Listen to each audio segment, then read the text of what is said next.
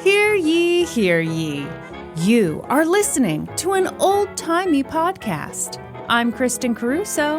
And I'm the one that almost got away, Norman Caruso. Did you almost get away? Yep. I don't think you did. You had to fight for me. On this week's episode, Lucille Ball goes to Hollywood. Hollywood. Woo-woo. Lucille Ball's going to Hollywood. Oh, man. What an exciting episode this is going to be, huh? Yes. But before we get into the episode, you instructed me that we have to talk about the Patreon. Yeah. You got to be a business cat, Norm. I hate to break it to you. Everyone, if you're enjoying this podcast. Which you are. Yeah, how could you not be? Why don't you come on over to our Patreon? Let me tell you what you get there. Yes. You get the soundboard just all the time. At the $5 level, you get into the Discord to chitty chat the day away. You get a monthly bonus episode, which comes with a monthly bonus video of us doing the episode. I feel like I used too many words to say a very simple thing there, but you got the idea. We'll get there eventually. And then at the higher level, let's talk about $7.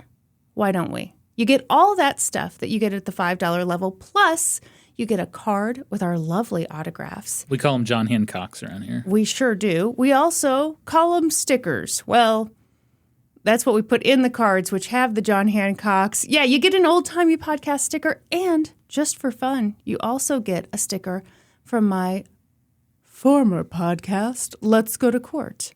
And at the $10 level, you get all of that, plus... I'm going to need you to sound more excited about it.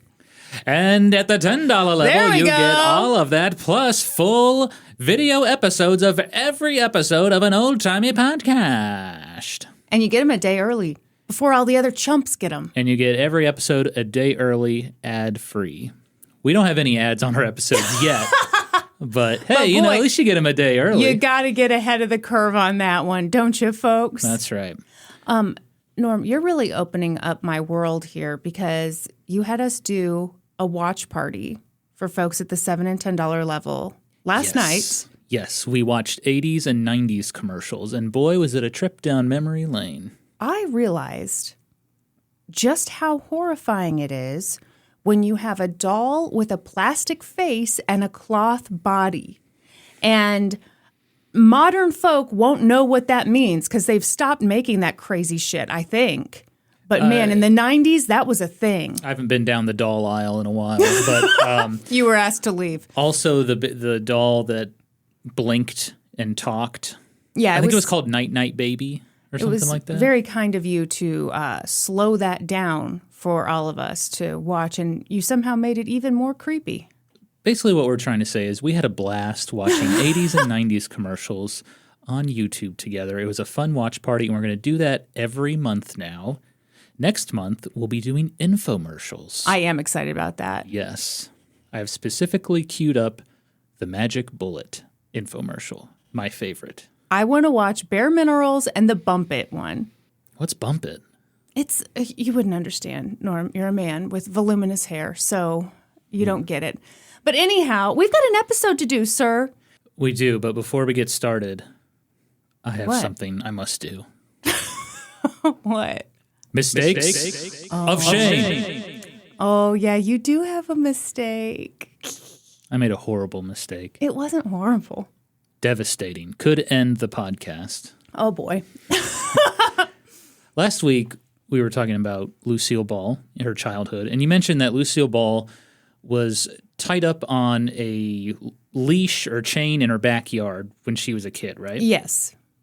And I mentioned that, some parents still do that today with like those soft cloth leashes. Mm-hmm. And you made a joke about, that's just a kid with a kink. Yeah, because I'm hilarious. That joke flew right over my head. Didn't even acknowledge it. Mm-hmm. Nothing. And then when I edited the episode, still nothing. Didn't acknowledge it. Didn't even realize the joke was made. Uh-huh. And then episode comes out. The history hoes rejoice.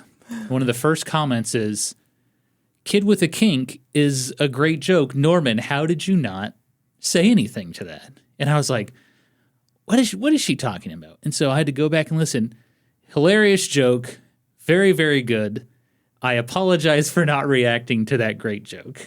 It is amazing to me that you feel the need to do a mistakes of shame segment for this. But History Hose, you got to know, this man is truly ashamed of himself. When that happened, when someone like said, oh, I liked that joke, Norm, why didn't you react? Norm, you were like, I am terrible at reacting to stories. I promise I will do better. I am so sorry. Basically, every time you have done an episode and I've reacted, right after the recording, we go on a walk and I say, well, that was the worst episode we've ever done. And it's all thanks to me and my terrible reaction skills. But anyway. Norm, you're good. Thank you. I'm still learning. I'm still becoming the man I'm supposed to be. Wow. All right. Well, this has been another exciting segment of Mistakes of Shame. Well done, sir. Anyway, let's get into Lucille Ball going to Hollywood, the land of dreams. Could you cue up the echoey thing? Because I'm going to do it previously. Oh, you don't want the echoey thing. Oh. You want... Previously on An Old Timey Podcast. That was terrible. This sounds like the devil from South Park. I'm never turning this off. Oh, you better. Oh, that was awful. You have to do the whole episode like that. Anyway, we learned that Lucille Ball, the woman who would one day become a world-famous comedian and in the process invent the modern sitcom with her real-life husband, had a tumultuous childhood marked by tragedy. Her father died when she was 3 years old. Her mother, Dee Dee, left her for years in the care of stoic grandparents. When little Lucy's family came back together, tragedy tore them apart once again. An accident with a gun resulted in a little boy being paralyzed, and Lucy's family losing the one place they'd finally called home. Teenage Lucy was wild, ambitious, obsessed with show business, and eager to make her mark on the world. She weathered countless failed auditions, all the while dealing with hunger and poverty. But a brief foray into modeling landed her what would become the opportunity of a lifetime, the chance to go to Hollywood and get her big break. And now, for the thrilling second episode of our series on Lucille Ball, Lucy goes to Hollywood, bitch. And she finds love. Oh, yeah. Sounds like a fun time in Hollywood. Well. Oh. You're going to need that button plenty of times in this episode. I also have to say, I don't know how long this series is going to be, folks. Uh-oh. It could be a long one. Welcome to part 72. God, yeah. Let us know what you think. I really love Lucille Ball. I'm having fun with it. I love a series. Mm-hmm.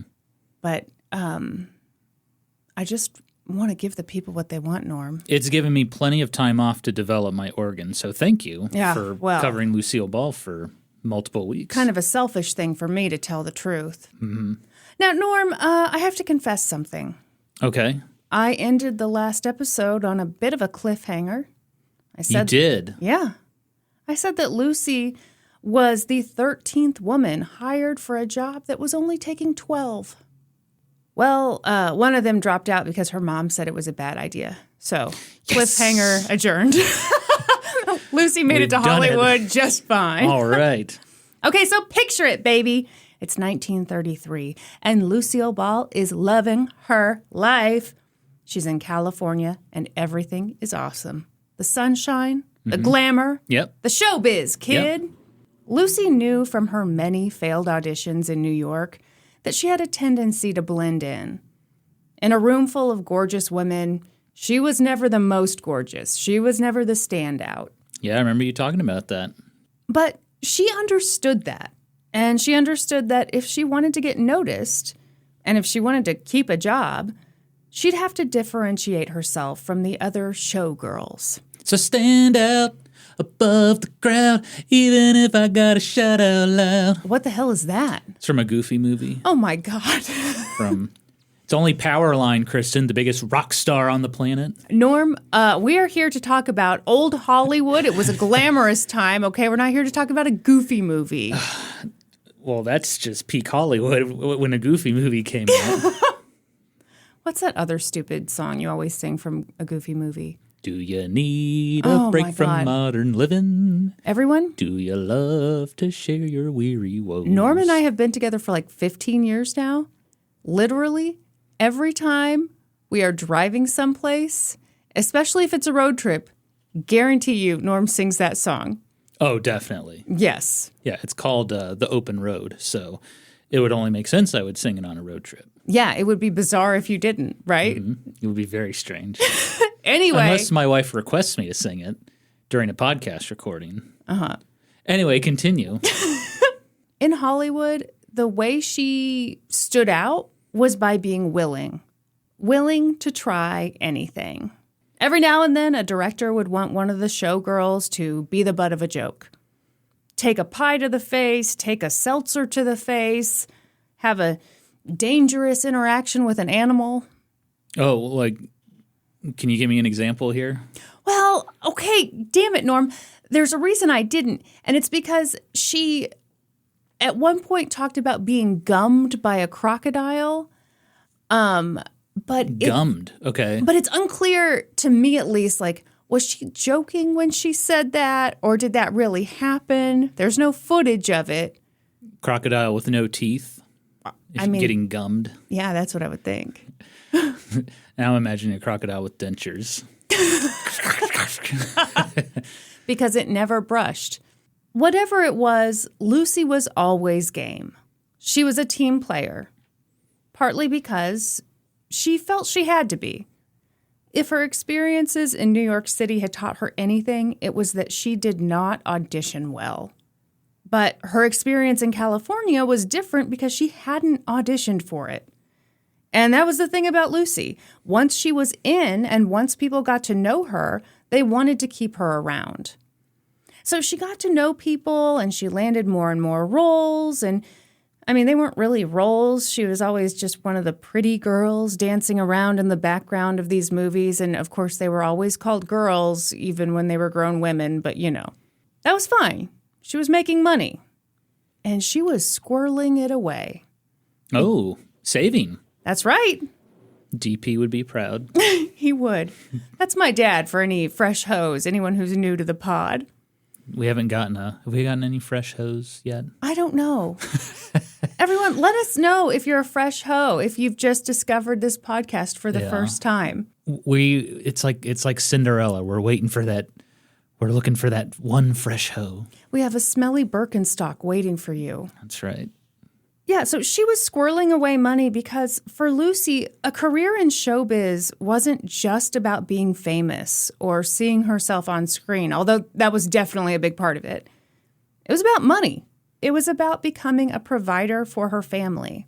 Lucy's dreams were intertwined. She wanted to become an actress, and she wanted to bring her family together again.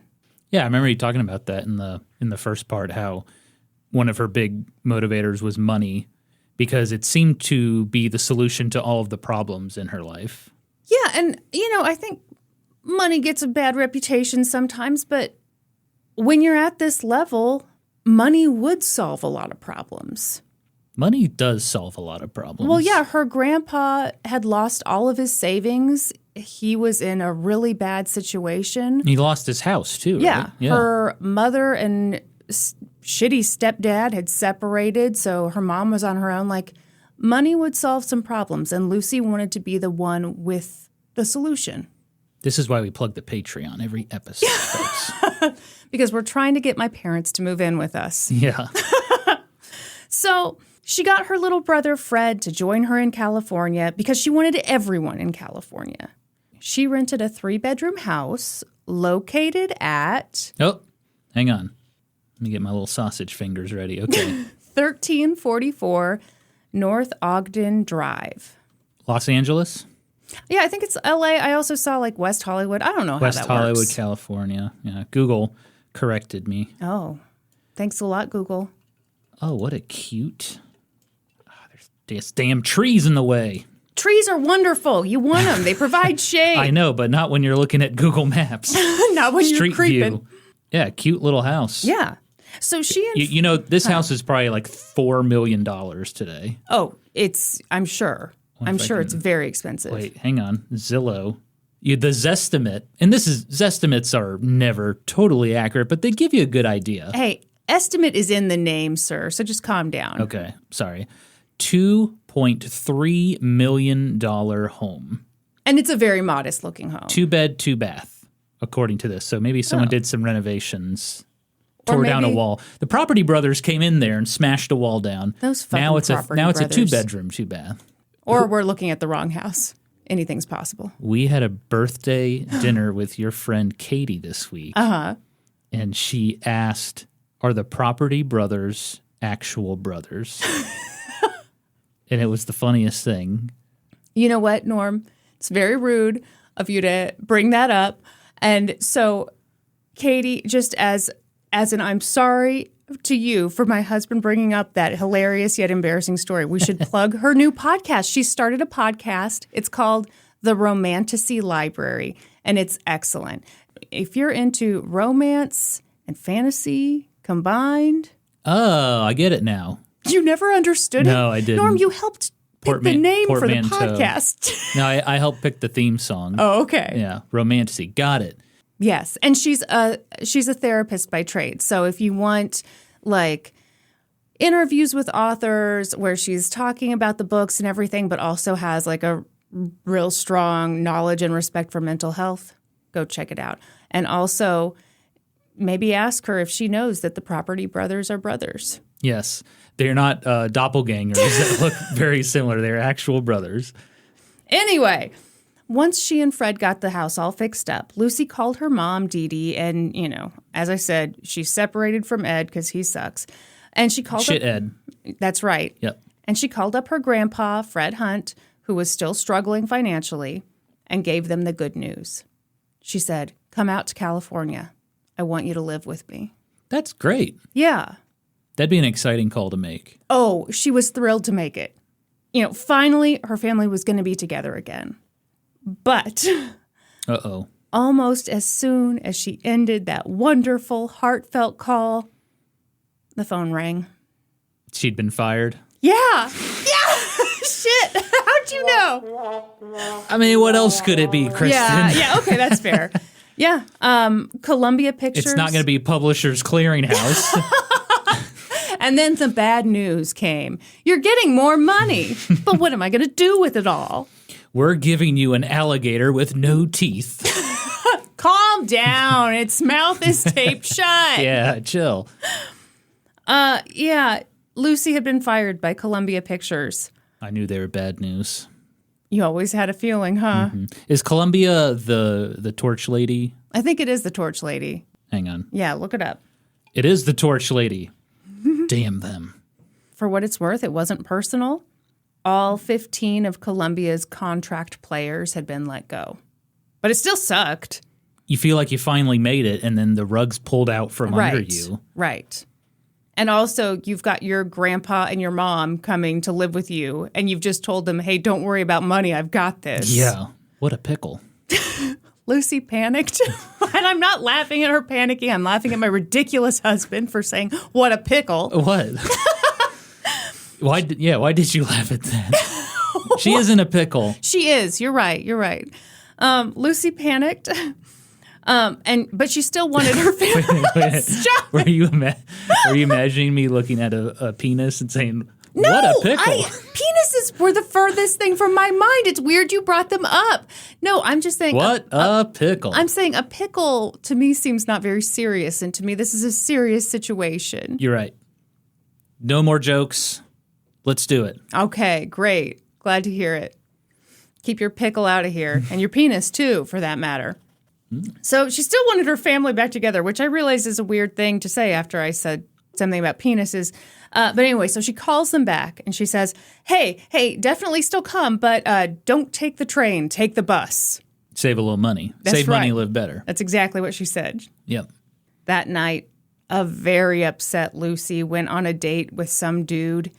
And the dude was like, hey, I know you're really sad about this. I know you're in a pickle. We're all thinking it. But this random-ass studio is holding auditions for showgirls. Maybe you should try out. Okay, got a lead. Good. No! Lucy was like, no! Why not? She didn't want to be a showgirl. She'd already been a showgirl. She wanted to move up in the world. She felt like she'd already paid her dues. But she didn't really have any other options. I was say, beggars can't be choosers. Wow, okay, yeah. So she went and auditioned for RKO Pictures. Ooh, RKO, an old-timey movie studio. Wait, you've actually heard of RKO? Yeah, absolutely. Oh, well, God damn it. This next part's going to sound kind of stupid. I assumed everyone was just like me and had never heard of this thing and thought this truly was a random-ass studio. It wasn't. It was one of the big fives. Yeah, it was a huge studio. Okay, well, I've got to... Hey, don't be Googling and about to read shit. I'm going to tell you shit. I just thought I was going to be telling you new shit. Instead, it's stuff that probably everybody already knows. Yeah. Inform the host, Kristin. Okay. RKO was a big deal. They were holding auditions for a movie that featured Ginger Rogers and Fred Astaire. Ever heard of them? I've heard of Fred Astaire. I don't think I've heard of Ginger Rogers. Norman Caruso. You absolutely have heard of Ginger Rogers. Are you making that up? I've never heard of her. She's a huge star. And also, I believe you. Lived in Kansas City for a while. Oh, really? Yes. That's awesome. I'm horrified by your goofy movie knowledge, but your lack of Ginger Rogers knowledge. My apologies. Did RKO Pictures do King Kong? Could you give me a fucking minute? Keep your pants on. I think that's how I know about RKO. Oh, my God. Boy. You know what? I'm in a real pickle dealing with you. What a pickle. You know, you already know so many of these facts. It's like having a little crocodile on the loose. Chomping away. Chomping away at my script. Oh, is that the little fact about King Kong? Chomp. I hear they also did Citizen Kane. Chomp. Yep. Am I doing a premature ejaculation? Well, I guess it's not a joke. It's a fact. Yeah. It's the literal script. Premature served. effactulation. That's not a thing. Anyway, Katharine Hepburn and Cary Grant both did a ton of movies for RKO. I know them. And hey, alert. You got a little alert?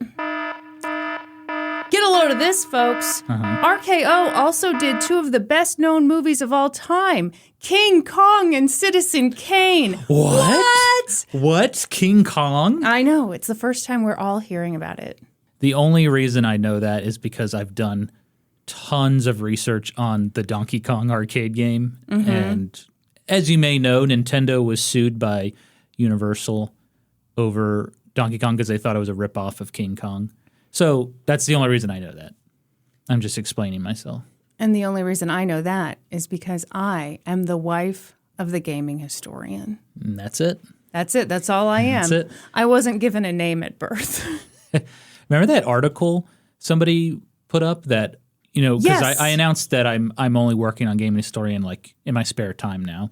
Some video game website wrote an article about the announcement, and they referred to Kristin as the wife of the Gaming Historian, even though I Those specifically, fuckers. your name is in my announcement, I know. by the way. My name is in the announcement. And also, not to be a dick, but you're starting a podcast with your wife. Okay, your wife already had a podcast. That's right. And not Very successful one at that. I think anyone deserves to have their name and not just some dude's wife. Mm-hmm. But also this industry that he's going into, she has experience. Anyway, I'm over it. It's fine. It happened a month ago. I'm totally cool. Tell you what, to make it even, I want everyone to refer to me for the next month as the hubby of Kristin Caruso. No, not the hubby. I would hate. Yeah. I hate everything. Or just hubby. No. I'll accept either one. Okay, great. Everything is awful. Okay, so all that to say, this script is so stupid now. Here's literally what I wrote. No. So all that to say, RKO isn't a name that we know now, but it was definitely a name people knew back then. Shocking. All right, great. Okay, so Lucy auditioned for the job at RKO, and thank fucking God she got it. Lucy Yes. was thrilled. Now, this was the showgirl job? Yes. Okay. Yeah. Her mom and grandpa had to take the bus to California, but Lucy borrowed a limo and some money from a friend, so she picked up her family in a limo and took them to a fancy-ass dinner. Oh, and then she brought them to that house that she and Fred had fixed up, and she told them, you'll never have to work again. That's awesome. It is awesome. Yeah. And they didn't have to work again. They were renting this house? Yes, I believe so. Okay. It was finally happening. The family was together. And sure enough, as soon as Lucy's cousin Cleo finished high school, Lucy made sure that Cleo came out to California too. I'm not really sure what Lucy's mom, Dee Dee, did with her free time, but boy, do I know what Grandpa Fred did. Really? What did he do? Oh my God, I love it. He sounds like the best. Okay, I mentioned in the first episode that Grandpa Fred was a bit of a commie. By which card-carrying member. Oh yeah, he was full-blown communist. Mm-hmm. He'd always been a friend of the working man, but losing his life savings at the age of 60 and seeing the effects of the Great Depression just got him more and more fed up with this system where the rich got richer and the poor got poorer, and Grandpa Fred wasn't the type to just sit on his ass and complain about inequality. He did something about it. Let's hear it. What did he do? Well, for starters, he went to nearby Selma Avenue and tried to convince the sex workers to unionize. What? I think that's awesome. That's pretty amazing. Yeah. And now it didn't work, so, that kind of sucks. I think the other thing was Grandpa Fred was kind of seen as just like a crusty old man, so I don't know how seriously people took him, but, Well, can you imagine, like, are you looking for a date? And this old guy's like, no, I want you to unionize. Oh, you're going to love this next part even better. Okay, so obviously the union didn't happen. But what he would do instead sometimes is he'd just give money to sex workers, not for sex, but just so that, if they wanted to, they could take the night off. Wow. Yeah. That's very nice. Later in life, when Lucy was more successful and Grandpa Fred's health was failing, Lucy hired nurses to take care of him, of course. Yeah. And as these women cared for him, he'd be like, hey, I don't think you're making enough money in this job for this kind of work. You should just quit and do something else. And to Lucy's great annoyance, some of the nurses were like, you're right, and they did quit. Making this a lot harder than it needs to be, Grandpa I just Fred. love him. Yeah, that's pretty cool. I used to do the video game convention circuit with all my YouTube buddies. We would always joke about starting a union. Yeah. Because we would all get invited to, like, the same conventions. Sure. And so we would joke that, hey, if we formed a union, one, it would require them to invite all of us every time. Right. And then we could demand, like, food and, like, individual hotel rooms, because a lot of times they made us, like, bunk up together. And anyway. I tell you what, a union of YouTuber gamers would be like, we want all the Totino's pizza rolls. Okay, that's a stereotype. Very good. What else you got? Mountain Dew, Doritos? You all would be so thrilled with it, though. It's a stereotype, but it holds. Not all of us, Kristin. Okay, hashtag not all gamers. Anyhow, unions are awesome. I concur. So all this to say, Grandpa Fred didn't just dabble in communism. He was passionate about it. Did you read The Daily Worker? Oh my God, I didn't include that here, but like every source is like, yes, he was a subscriber to The Daily Worker. Yeah. I didn't know that was a factoid that people cared so much about, but yeah, he absolutely did. Excellent. He held receptions at Lucy's house where people could learn more about communism and decide whether they wanted to join the Communist Party. Oh. And, of course, he talked endlessly to Dee Dee and Little Fred and Lucy and Cleo about how, when they registered to vote, they should register as communists. This won't come back to bite him in any way. No, not at all. None of them were that interested in politics, but, they all loved Grandpa Fred. And plus, he was not going to let this issue go anytime soon. So they all registered as communists. And I literally have in the script here, and if you think that's going to bite Lucy in the ass later, you're absolutely right. I'm sorry. Another premature effactuation. That's okay. It's a story for a future episode, though. So stay tuned. I'm about to bust. Yeah, these factoids are just shooting out of you. Left, right, up, down. Gobs and gobs of facts. Okay. The main thing was that at this time period, Lucy was working her ass off at RKO. Mm-hmm. In 1935, she signed a 7-year contract with them. Wow, that's pretty good. Well, she had also signed a 7-year contract at Columbia, and look how that turned out. But yeah. That's true. Yeah. It's weird how movie studios worked back then. Yeah. You like signed a contract with the studio and you could only make movies for that studio. It sounds terrible, honestly. And it's very antiquated. I mean, it could be great. I mean, if you're at a great studio, then sure. But I mean, this just sounds like a ton of work. And well, it started pissing off actors and actresses because like these other studios started putting out really, really good movies and they were winning all the awards. And they were like, well, I want to make a movie for them. They're the ones that are doing all the cool shit, but they couldn't get out of their contract. So yeah, it was a bad idea.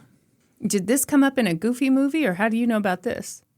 I just know random stuff. I'm sorry. Okay, so she signs the 7-year contract. And even though she'd been really reluctant to even audition at RKO, it turned out to be a good move. Oh? Yeah, but her ascent was slow. She got a few speaking roles here and there. That's big. Yeah, but she kind of figured out the hard way that she was not good at doing accents at all. Okay. Well, she's got that Western New York accent. It's true. That thick Western New York accent. I really offended some Western New Yorkers by saying that in the first episode. You really messed up, Kristin. You weird talking hoes. There's a story about a movie she was in where the director, a guy named Mark Sandrich, wanted her to do a Cockney accent. Like a British? Yeah. Okay. And Lucy tried. Mm-hmm. And she tried. And she tried. And she sucked. Okay. Lucy knew how this was going to play out. It was just a little line. She demonstrated that she wasn't any good at it. So the natural, easy thing for this powerful director to do would be to give the line to somebody else. Right. But Mark didn't do that. Oh? Instead, he just let her do a more basic English accent. Mm-hmm. And that was one of the really rare times when one of the men in power gave her a little grace early on in her career. And Lucy was so grateful that, like, a million years later, when I Love Lucy was on the air and, you know, she was just on the top of the world, this kid who was fresh out of the military applied for a job on her show. And he was just shocked because he got the job. It was his first job in TV, and he was working for the #1 show on television. It wasn't until much later that she explained to him that she'd always appreciated how kind his dad had been to her on that movie set all those years ago. And this guy she'd hired, Jay Sandrich, was stunned because his dad had died when he was 13. He had no idea that Lucy had ever interacted with his dad. He'd always just thought he'd gotten super lucky to have his first job on TV be the I Love Lucy show. That's a cool story. Yeah. And it shows that, like, it always pays to be kind and nice. Well, and I think it says a ton about her character. That, you know. Well, she never forgot who helped her. Yeah. Yep. And also, I think it says something that she didn't immediately go to him and say, I'm giving you this job because of your dad. Like, he truly did not find out until much, much later why he'd gotten that job. So, yeah, that was his first job. And Jay Sandrich went on to direct The Mary Tyler Moore Show. Oh. The pilot episode of The Golden Girls. No. Yeah. No. I mean, he did a ton of shows. I'm mentioning The Golden Girls because the pilot episode? You love The Golden Girls. Yes, and the pilot episode is very interesting because they had a live-in butler in the pilot. Do you remember that? No one remembers it as well as you do. You are a Golden Girls fanboy. I am. It's watched it a lot growing up, thanks to my mom and sister. But yeah, the pilot episode, there was like a live-in butler with Blanche and Dorothy and Rose, but he never appeared again. I guess they decided to get rid of him after the pilot. Tragic accident. That's why it's a pilot. You learn what works and what doesn't. Yeah. That's so cool. So he continued to work in television as a director. Yeah. And I mean, he did great shows, including The Cosby Show. Oh. Because on this podcast, even the most heartwarming tales come with a dollop of shit. I'm sorry. If only I had a shit sound here.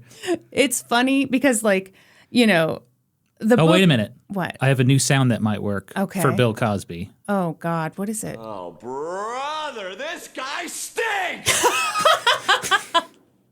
That's... Yeah. That Does that work? Yeah. Okay, good. Yeah, that's like the nicest thing we can say about Bill Cosby. Yeah. We keep this podcast classy. That's right. We sure do. In her early years in Hollywood, Lucy didn't have any like exciting roles. She was still learning, still honing her craft. And it's funny because when you read about her, you can almost sense in all of us Lucille Ball fans this desire to watch her early work and be able to say, oh, look, there's that spark of genius, or, oh, she was only on screen for a few seconds, but she was a standout. Look at her. And That's hindsight, though, isn't it? What do you mean? Well, it's like if you were to just watch it without knowing anything about I Love Lucy or her later work, did she really stand out in those early roles? Would you have seen her and been like, wow, that background character was... No, that's what I'm saying. Yeah. She blends. Yeah. Nothing special. Right. And I'm saying, like, for us big Lucille Ball fans, I think there's this, you know, we want to see that early stuff and see that spark. And it's just not there. But I would argue that it's kind of cool that it's not there. Why is that cool? It's cool to me because she wasn't a natural star, but she was a learner, and she was incredibly persistent. And I would also argue that her, you know, kind of rough upbringing and her really rough years in New York City taught her a hell of a lot about navigating systems that were designed to chew young women up and spit them out. So kind of trial by fire, just kind of like figured it out along the way, just jumped in feet first and... Yeah, so I realize I've gone maybe a little too far in the script, but I do want to say I think that especially in American culture, and the book Grit goes into this. I think it's called Grit. I hope it is. Otherwise, I sound like an idiot. I think Angela Duckworth wrote it. I also hope that's the name of that author. Anyhow, that in American society, we love natural raw talent. We love the kid who takes the standardized test and, oh my gosh, you know, they blew it out of the water. They're a natural. We love that. Yeah, or like the athlete that can like throw a football over them their mountains. Yeah. He ate Twizzlers and 12-foot longs, and yet still he threw I don't know what holds you back in football. What would hold you back? I think eating 12-foot longs and Twizzlers would help. Would definitely weigh you down. Okay. I don't know. It's just, you know, I feel like we don't always have the appreciation for someone who kind of sucks at first. Or maybe doesn't suck, but it's just kind of average. But works and works and works and works and gets better and better and better and is humble enough to learn from the people around them. I might disagree with you a little bit here. I think America loves an underdog. That's like an underdog story. Think about like Rudy. We do love an underdog story. Yeah. But I think when it comes to ourselves,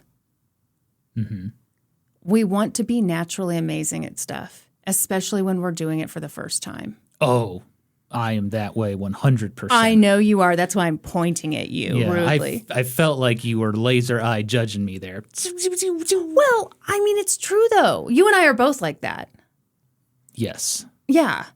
I mean, we're like that with this podcast. Like, we're starting out, and we know intellectually, okay, Intellectually, it's the greatest podcast ever made. We know this. There's no question. The research is unbeaten. No, we're like, we know we're starting something new. We know we're playing with the format. But I do think that, part of doing anything new is like there's going to be a learning curve. There always is, yes. And we hate it. It's very, very rare for someone to just be instantly good at something. Yeah. Yeah. Except in this instance where we're instantly good at this podcast. This is one of those rare moments where our very first episode was probably the greatest podcast episode ever made. You are witnessing history here, folks. We are witnessing history. I mentioned a little bit about how I think that her experience growing up, her experiences in New York City, helped her navigate tough systems. Right. And I mentioned that because Hollywood, then and unfortunately now, was full of creeps. What do you mean? There's no. I've never heard of creeps in Hollywood, Kristin. It's shocking, but true, Norm. Mm-hmm. That turns out that Harvey Weinstein fella, bad news. If you wanted to stay in the industry, which Lucy, of course, did, and if you wanted to hone your craft, which, again, Lucy did, right, then you had to learn to play the game. I think I know where this is going. Where do you think this is going? Oh, sexual harassment, inappropriate conduct from old dudes in Hollywood. Well, yeah. Yeah. I mean, come on. I mean, duh. Yeah. Yeah, so okay. Prepare yourself. All right. Let me see if I can find a good sound thing for this. Well, what'd you use on Bill Cosby? Oh, yeah, I could. Yeah, have that queued up, would you? Okay, I'm ready. Okay. There are a lot of stories about Samuel Goldwyn. And of Metro Goldwyn? Yeah, he's the G in MGM. Ah. Samuel Goldwyn was this incredibly powerful film producer and studio executive. And when Lucy came to Hollywood for her very first job, she was a Goldwyn girl, as in, one of the nameless pretty girls in a Samuel Goldwyn film. So this was before Columbia. The studios changed hands and changed names. I just know she was considered a Goldwyn girl at first. That was what she was first brought out to do. When it was we're hiring 12 ladies and she was the 13th, yes. That was with the Goldwyn. Yes. None Gotcha. of this is really important. I'm just trying to tell you a creepy story. I'm all about those little details. Okay. I'm sorry. Anyway, let's hear about this huge creep. Okay. He was the type of guy who would be very polite and proper in public, and in private, a total creep who propositioned the women who worked on his movies. Okay. Lucy often told this story about her early Hollywood days when Sam Goldwyn, who was in his 50s at the time, tried to attack her in his office. He chased her around the office and she ran out onto the street to get away from him. For real? Yeah.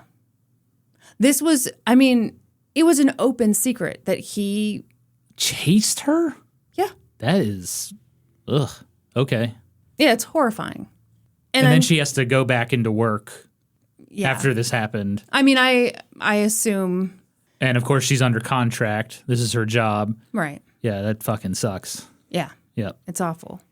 I'm sharing that story because that was one of her earliest experiences in Hollywood. And I'm sure it wasn't her only experience trying to navigate around a creepy, predatory man. Yeah. But I'm bringing it up because, in my opinion, one of the smartest things she did in her early days in Hollywood was choose her romantic partners wisely. Oh, okay. Tell me more. Norm, yes. You can't always outrun the creeps, but you can get creep repellent. Is this a product we can buy, or? I wish it was. No, Norm, I'm curious. I want you to guess. What do you think is the best creep repellent a young woman can get? And I'm not thinking in the literal sense, right? What do you mean the literal? Like a literal repellent, like a... Oh, no. I'm not asking bring a skunk into work. Although it is a fun idea. This is my pet skunk. And just spraying This is a everywhere. baby alligator that has been loose in Kansas City, and you just don't tell the guy that the mouth has been taped shut. Okay. a creep repellent. Yeah. Hold on. Let me paint the picture a little better. Okay. You are a young actress. You want to stay in the industry. You're actrice. An actrice. Yep. You want to stay in the industry. Okay. I'm this big creepy man coming after you. What's the best way to keep me away? That's not aesthetics. Say you're married. Okay, you're on the right track. It's so interesting to me, and obviously this is a game that I'm inventing here. Yeah. But to me, the best creep repellent a young woman can get in this situation is to be with a very powerful man already. One that at least you choose. And obviously, some creepy men are going to be creeps no matter what. Right. But I do think in a really sexist industry, and I mean, in a really sexist society, there are a lot of men who are not going to respect a woman's no. They're not going to respect what a woman says, but they will respect that she is with another man, that she belongs to another man. And a powerful man, it sounds like you're saying. Yeah. Somebody known in the industry. Sure, extra points for that. Yeah. My opinion here, if you align yourself romantically with a very powerful man, you get the benefits of being with a powerful, well-connected man, which could be good for your career, and maybe you can breathe a little easier on set. And maybe you're not the most attracted to the guy. Maybe he's not the first guy you'd pick.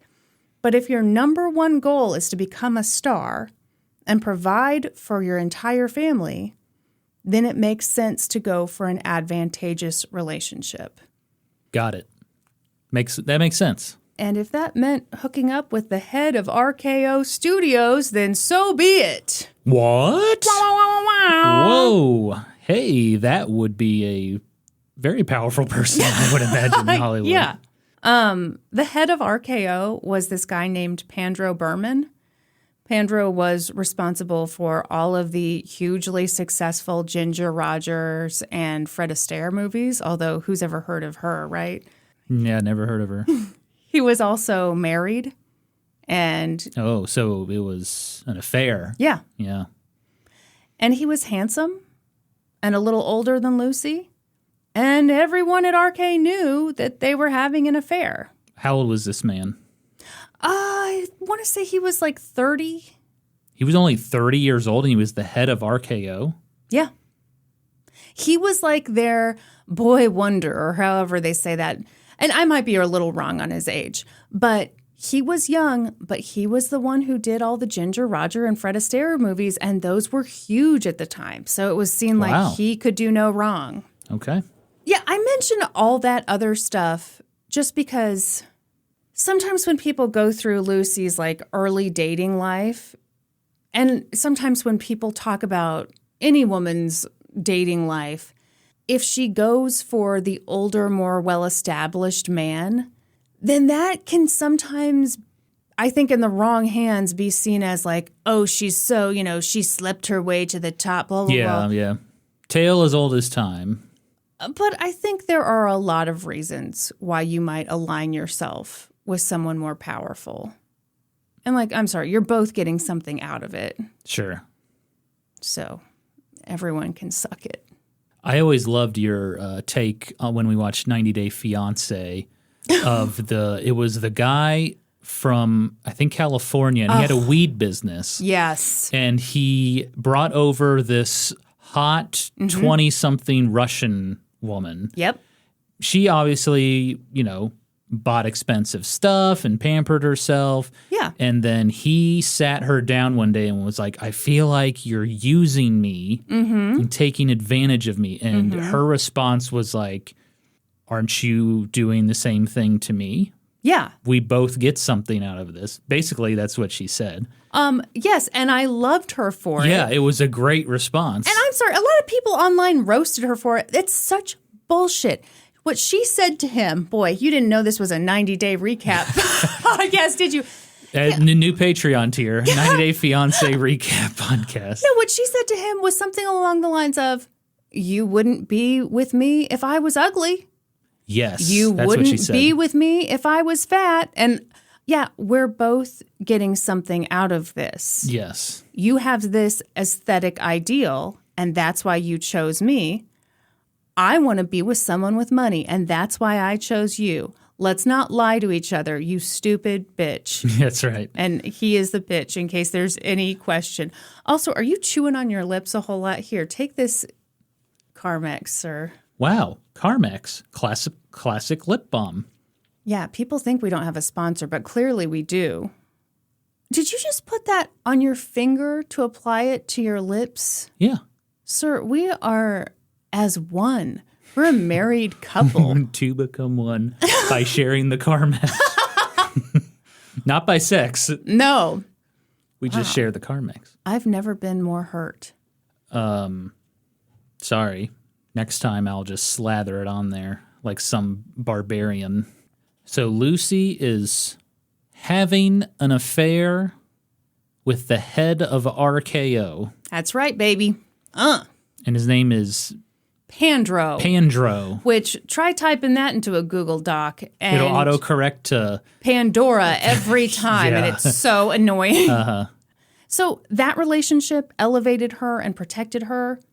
Another relationship that elevated and protected her was her relationship with Ginger Rogers. Lucy became friends with Ginger, and since Ginger was famously always accompanied by her mother, Leela Rogers, Lucy got close to her too. May I look up a picture of Ginger Rogers? Yeah, of course. Okay. I feel like a dumb hoe for not knowing who this person is. Yeah, I don't recognize this person at all. That's okay. Born in Independence, Missouri. Yeah. Interesting. The important thing is that you're a curious hoe, Norm. I am. Leela Rogers was really something. She was a stage mother, and she only really hit pause on being a stage mother during World War I when she became one of a handful of American women to become a Marine. Ooh. Yeah, she was no joke. From the halls of Montezuma to the shores of Tripoli. Is this also a Goofy movie? No, that's like the Marine theme song. It's like their fight song. Oh, my apologies to the Marines. Much respect. Yes, the few, the proud. Okay, so tell me about that, because that's fascinating to me. That's really all I've got for you. Sorry, I've got to tell you another fun fact, though. Okay. She was a Christian Scientist, and she loved to tell people that Ginger had once had appendicitis. And you know how she cured it? Praying. No. Ginger vomited her appendix. Appendicitis cured. Vomited out her appendix? Yep, sure did. Uh-huh. Yeah, that didn't happen. Yeah. But anyway, the studio execs at RKO thought that Leela was kind of a pain in the ass. But she was good at what she did. She knew film, she knew screenwriting, she knew acting. She'd coached her child to become a star. And so they asked her to hold workshops where she could teach those skills to some of the, lower tier actors at RKO. So Leela held these classes, and they put on little productions, and of course it was all voluntary, but Lucy was all in. She wanted to learn. And say what you will about Leela Rogers, but she knew how to make somebody a star, and she had an eye for talent.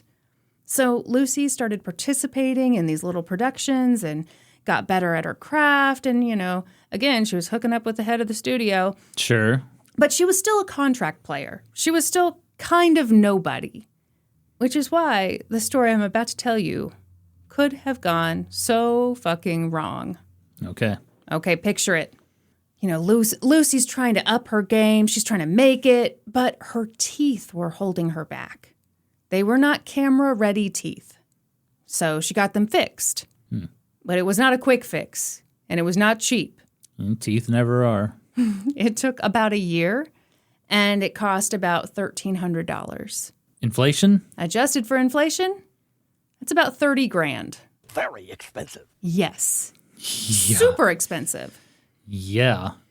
And I don't like the fix, but I mean, these are old-timey times. What are you going to do? Yeah, let's hear about the dentistry of the 1930s. Well, they basically gave her these porcelain caps to wear on her teeth, like little coats you pop on and off. Okay. Lucy got those caps. And, of course, as soon as she got them, she wanted new headshots. Because in all her previous... Got to show off those new teeth. Yeah, exactly. Yeah. In all her previous headshots, she hadn't smiled. So the studio's head photographer was a guy named Ernest Bachrach. And he was a big deal. Bachrach? I probably said that wrong. Bachrach. Bachrach? That's probably is Bachrach. It's a great name. So he was a big deal. He only shot the biggest stars. And since Lucy was just a contract player, she technically should have gotten her headshots done with an assistant photographer.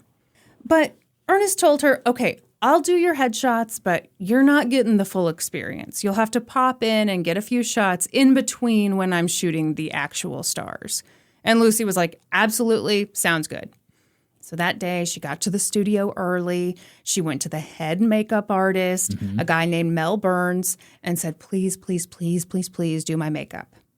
I'm getting new headshots today. They're really important to me. Gotta be looking good. And he was just like, ugh, no. I'm doing Katharine Hepburn's makeup today. But of course, Lucy begged, and so he agreed, but he wasn't happy about it. Mel applied her foundation, and he was starting to work on her eyes when all of a sudden Katharine Hepburn showed up. And so Mel told Lucy, okay, you need to get out of here. I need to do her makeup. And, that was understood. Probably a little more important, yeah. Well, yeah, and that had been the arrangement. He had basically been like, okay, I will get started, but the second she shows up, you gotta go. Out. You gots to go. So Lucy did as she was told. She left the makeup room, and Mel shut the door behind her, and he locked it. And as soon as Mel locked that door, Lucy realized, holy shit, I left my caps in the makeup room. Oh no, her teeth caps? Yes. Her teeth coats? Her tooth coats. Tooth coats. So she knocked on the door, and she's like, excuse me, I'm really sorry. Please open the door. I left my caps in there, and I need them for my headshots. And Mel was totally unsympathetic. Told her to go away. Come on, dude. Yeah. Can't just hand her the caps. Exactly. Or let her come in for like 10 seconds and get them. Okay, so you are exactly on the right track. She's like, please, please, please. I know exactly where they are. They're in a little cup. I can be in and out in no time. You could hand them to me. Again, Mel's being a dick. Says no. Lucy was distraught. She flagged down a hairdresser. She told him the story. And the hairdresser felt bad for her. So he's like, okay, I'll see what I can do. But once again, this asshole makeup artist was like, no, go away. Oh, brother, this guy stinks! Boy, that's really coming in handy. It is. I like that one. The makeup room had this little, pass-through window. Like a drive-through? Exactly like a drive-through. Thank you, Norm. I think it was a little smaller than a drive-through window. Okay. So it was open, and Lucy went to that window, and she tried pleading once again. And once again, Mel told her no, and he went right back to applying Katharine Hepburn's makeup. And that, my dear, was the last straw. Lucy always had a temper, and that man had set it off. Yeah, well, yeah. That pissed me off, too. Uh-huh. So she reached in through the open window, grabbed the first thing she saw. It was a cup of coffee, and she launched it at him. Nice. And it hit Katharine Hepburn. Oh, no. Oh, no. The biggest star at RKO. Oh. Yeah. That sucks. Yeah. And what did she say? I am ruined. Ruined. Katharine was pissed. Yeah. Pissed off. Getting hit by a cup of coffee. That's, yeah. She got up, dripping in coffee, and went home for the day. Oh, so they lost a day of shooting. See, I love that this is exactly where your mind goes. You understand how big a deal this is. And so the studio's, studio lost money. Yep. Yeah. This was bad. It was a scandal. Now can Pandora save Lucille? Let's see, shall we? Mm-hmm. Yeah, bottom line, Lucy had just thrown a very expensive temper tantrum. She immediately went on this apology tour. She's telling people the story. She's sobbing, just, I'm so sorry. Now, it's pretty widely believed that if any other contract player had doused Katharine Hepburn in coffee, they would have been fired. No question. Right. I mean, even I know who Katharine Hepburn is. yes. And I'm an idiot. Stop it. You are not. But Lucy wasn't just anyone. She was the woman who was having the affair with the head of the studio. Mm-hmm. And also she was BFFs with Leela and Ginger Rogers. Mm-hmm. So they stood up for her. Good. And luckily, Katharine Hepburn kind of liked Lucy. So around lunchtime that day, Katharine came back to work. And she apologized to Lucy for overreacting. Okay. Well, I don't know if that was necessary, but... Okay, well, I would argue that maybe it is when you're the star. No, don't make that face at me. When you're the star and you've got all this money riding on you showing up and delivering your lines. Okay. Obviously, Lucy did a shitty thing. And yeah, she doesn't need to apologize to Lucy. But I do think that leaving for the day, that's a little extreme. But why apologize to Lucy for that? Lucy has nothing to do with that. Well, that's her being the bigger person, I think. And I think it's also like, if she comes in and Lucy's sobbing, she's a wreck, she thinks she's just ruined her whole career over this, then yeah, you be the bigger person and you say, hey, don't worry about it. I'm sorry. I overreacted. It's cool. Okay. It's a classy move. It is very classy, just like this podcast. Thank you. Yes. I try my best to bring class and dignity to everything I do. Yeah. You are looking stunning today. Oh my God. Thank you. And I am wearing a T-shirt with a cat spread out with the caption, "Not today." Yeah. This is why you pay for the video, folks. This is why you get on that $10 tier, so you can see the latest fashion. Yeah, I am wearing a pretty nice little sweater top, and Norm's wearing a real gem from TJ Maxx. Yes. Saw it, knew I had to have it. This story became legendary. Partly, I think, because it's funny and it seems a little like something Lucy Ricardo might do, of like, get so worked up, she does something really stupid and how do I get out of it? You know, I didn't even think about that. Yeah, that is very like... I didn't think of it either until like this morning. That's like so on character for Lucy Ricardo. Yeah. And in the end, everything turns out okay. Mm-hmm. I was thinking after you told me about that story that, oh, wouldn't it be so cool if Katharine Hepburn and Lucille Ball like became like best buddies later in life, and they were like, oh, remember when I accidentally threw coffee on you? But it sounds like they made up that day. Yeah, and it's funny, I'm not as far in the research, so stuff about her later life I don't know, but I do think there was definitely some kind of friendship there, or at least mutual respect, Sure. I don't know. The other thing that stands out to me about this story is that it's just proof that Lucy was doing a really good job making connections with people who would have her back when she screwed up. Mm-hmm. Eventually, Lucy and Pandro broke up, and in 1937, when she was 26 years old, she started dating a guy named Al Hall. Al Hall. Al was a 43-year-old director at Paramount. Was his middle name Coe? That's so stupid. Alcohol.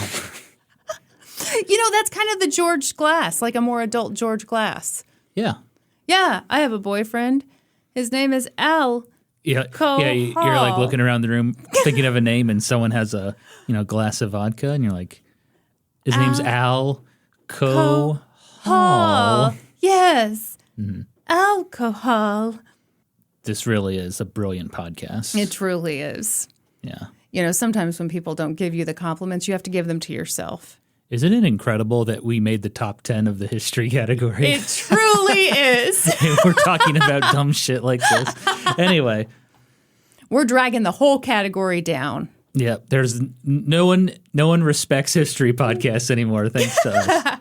So tell me about Al Cohol.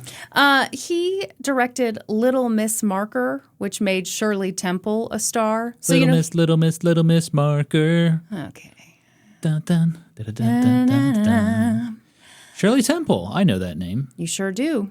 So does everyone. And so did everyone. And that's why Al Hall was a big deal. Mm-hmm. How old was Al Hall? 43. Lucy was 26. It's disgusting. We hate it. But I was going to ask how you felt. Yeah. Again, I think this is kind of what I already said of like, I think she's in these advantageous romantic relationships. Right. To me, it's way more strategic than it is romantic. But again, if they're both getting something out of it, I'm all for it. Sure. I think so often in these situations, the younger person isn't getting anything out of it. And, you know, who knows? I might eventually learn more about this relationship and become disgusted and totally retract everything I'm saying. But he's with this young, pretty girl, and she's with this older, very powerful guy who is very well connected. And by all accounts, I don't think they really had much sex. So, you know, everybody's happy. Kristin, what are you getting out of our relationship? That's a great question. Oh. Excuse me, I have to go. No comment. No, I love our relationship. Oh, that's sweet. I also love our There we relationship. go. Very good. Okay, so Al does not sound like the most charming guy. Not a fan. Mm-hmm. I'm debating telling a story. Can you tell I'm debating telling a story? Let's hear it. Why? What's the holdup? Because it's... We can always cut it if it's bad. Okay. Well, first of all, Kathleen Brady, in her book about Lucille Ball's life, like, has a lot of amazing anecdotes and stories. And so obviously I'm not, like, including everything. One that she had about Al Hall that I did not include. Ugh. So he's directing this movie, and I guess there was a scene where a black man would spit in another black man's face. And I guess someone fairly high up on set was like, hey, do we really need to do that? Like, that just seems like it's in poor taste. And Al Hall's response was basically, well, what's the problem? It's N-word against N-word. And obviously he didn't censor himself. I understand that. Yeah. That's what would that make would it be offensive. the weirdest yeah. part. Yeah, so that's just a fun story about him. He sucks. Yeah. Yeah. But he had some good friends, and because they were all his peers, they were established in their careers and really willing to root for this young, aspiring actress. Over the years, Lucy got better and better roles, but none of her movies were like showstoppers. None of them were huge successes. And frankly, in a lot of them, she still wasn't really shining. Can we hear about some of the movies? Do you have the names of the movies? We will eventually. Okay. Right now, what I need you to understand is that this doesn't matter. Because by 1938, she was making $1,000 a week. Adjusted for inflation, $22,000 a week. Very expensive. Yeah. Wow, that's incredible. Yeah, so she became known as the Queen of the B's, as in she was the queen of B movies. B movie? No, not the Jerry Seinfeld one. No, we're talking like, you know, these are not the A movies. These are not the blockbusters. These are not the ones with the big stars. You're talking the letter B. Yes. Okay. Sorry.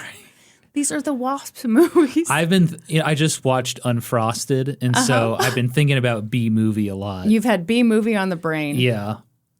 Yeah. Jerry Seinfeld films. No, They're something else. This is no Buzz. This is Lucy is Queen of the B movies. Okay, so kind of a lower quality movie. Oh, definitely The B lower movie. quality. Yep. Yeah. But she was financially stable. She had friends in high places. She was surrounded by her family. Critics saw her talent, but they rightly pointed out that her talent wasn't being showcased well in these poorly written, slapped together B movies. Fun fact, critics also didn't like B movie. They didn't. When's the last time you watched B movie? I never watched B movie. Okay. There's a lot of things in B movie that are strange. Starting with the premise. Well, the biggest thing with B movie is basically Renee Zellweger, who plays the florist. Uh-huh. And Barry B. Benson, Okay. the B, played by Jerry Seinfeld. There's like this weird sexual... I hate it. No, I hate it. I hate... Do I need to continue? You can, but I just want to say, I fucking hate in cartoons I know where you the do. human woman falls for like the dog, goes on a date with a dog. You're referring to Family Guy. I sure am. Yeah. I think it's fucking gross and weird. And also, I don't think they have men do this, do they? I mean, if they do, I don't like that either. I just think it's fucking weird. So anyway, Renee Zellweger bangs a bee. Is that what? Well, they don't actually fuck, but like there is But this they're like thinking weird about sexual it. undertones. The other weird thing is the bees drive cars Why don't they just in fly? the hot. Exactly. Why do the bees drive cars? There's a lot of weird stuff with that movie, but you are right. Critics weren't huge fans of B movie. Were you a fan of B movie? I thought it was okay. Yeah. You wanted Renee to bang the bee, didn't you? No, You're like, let's see how it goes. I always thought that was strange. Anyway, enough about B movie. We don't need to talk about B movie. No. Oh, we won't talk about that. No, please. I want to know Okay. more about B movie. No, I want to. Well, when you talked about like the female woman like fall in love with like the animal character. Yes. It reminded me as a kid that like I found some cartoon characters very attractive. Oh, sure. So like Lola Bunny from Space Jam. I was like, man, she's so hot. Yeah. It was a bunny. But they made her like sexy. Robin Hood from the cartoon. The Disney fox. Robin Hood. Yeah. Holy shit. I enjoyed Friar Tuck in that movie. I was more of a Friar Tuck guy. Sure. It was the haircut, wasn't it? What about Naya from The Lion King? Yeah, she's beautiful. Yeah, remember when they bang in that movie? Did they bang in that? Oh my God. When they play Can You Feel the Love Tonight? They fuck. Oh, I didn't realize that was what they were doing. What? Kristin. I saw it as a kid. I didn't get it. It went straight over my I'm head. going to add the video clip to the video version of this podcast so everyone else can see Naya looking into Simba's eyes as he mounts her. No, they don't show that. Give me a Yes, break. they do. Simba doesn't mount she's her. laying in like on top of this like bush Well, they on her roll back. around, right? We'll roll the clip. Man, an innocent young Kristin did not know what she was watching there. Mm-hmm. It was like I was watching two lions hug They're just or hugging. wrestle. Mm-hmm. Yeah. It never even occurred to me that Can You Feel the Love Tonight was about love making. It was. Sexy time. Ew, thank you for that. Anyway, enough about B movie. Enough about cartoon characters that are sexually attractive. Let's get back to Lucille Ball and her B movies. Oh, thank you, Norm, for keeping us on track. Got to. Someone said that they kind of wished that the first Lucille Ball episode we did was a little longer.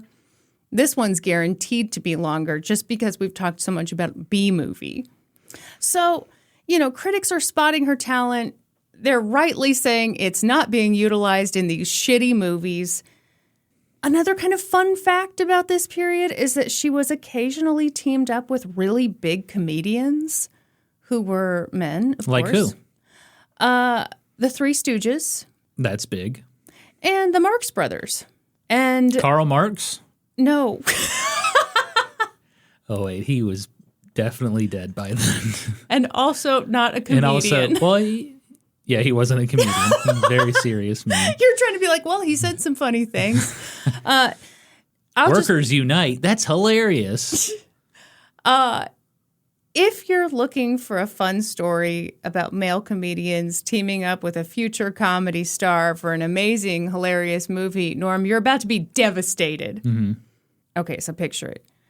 Around this time, Lucy did a movie called Room Service. Okay. And it was a big deal because it starred the Marx Brothers, who had their brother Carl right there. And they were comedy legends.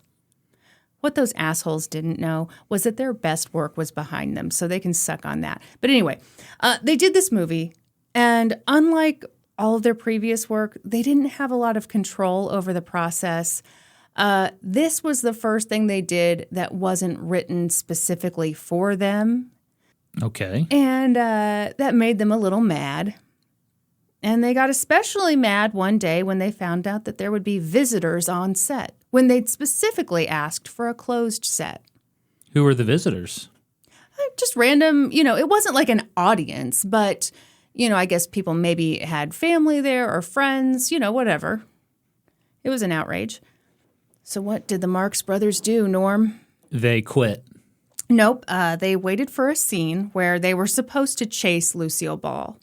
According to the script, she would run into a room, shut the door, and keep running. And the Marx Brothers would burst in after her and keep chasing her. Mm-hmm. Well, that day on set, as a hilarious prank designed to shock everyone, they got completely naked. Oh. So, surprise to all the visitors and to Lucille Ball, she was now being chased around by naked men at her job. Yeah, that's the creep alert. That is the new creep alert. What the fuck? Later in life, when Lucille Ball was a huge success and Groucho Marx was just a douchey has-been, he was asked about the movie that he and his brothers did with Lucy. Yeah. And the interviewer gave him this total softball question. Like, hey, did you see her comedy potential when you did that movie with her? That's kind of exciting. Yeah. And he said, I've never found Lucille Ball to be funny on her own. She always needed a script. Oh, God. What a fucking douchebag. Karl Marx would have never done stuff like that. Yeah. Yeah. And he would have gotten along great with Grandpa Fred. He really would have. Yeah. No, isn't that not the most obnoxious thing? The other thing... That's just an asshole. Yeah, he's just being an asshole. Yeah. Mm-hmm. Jealous. That's jealousy, too, I bet. Oh, it's absolutely jealousy. The other story that I didn't include in here was she did do a movie with the Three Stooges. And later in life, we all want to make these connections like, okay, well, where did she learn her comedy from? Well, gosh, she did the movie with the Marx Brothers. Maybe she learned from them. No, they were assholes. Maybe she learned from the Three Stooges. No, when asked what she learned from the Three Stooges, she was like, I learned that it hurts when you get seltzer water up your nose. Which to me says they were dicks too. Mm-hmm. I should say, she actually did like one of the Marx Brothers. He was like kind of a normal guy, very polite to her. And so when I Love Lucy was a huge success, she invited him on the show to play himself and I think he played himself.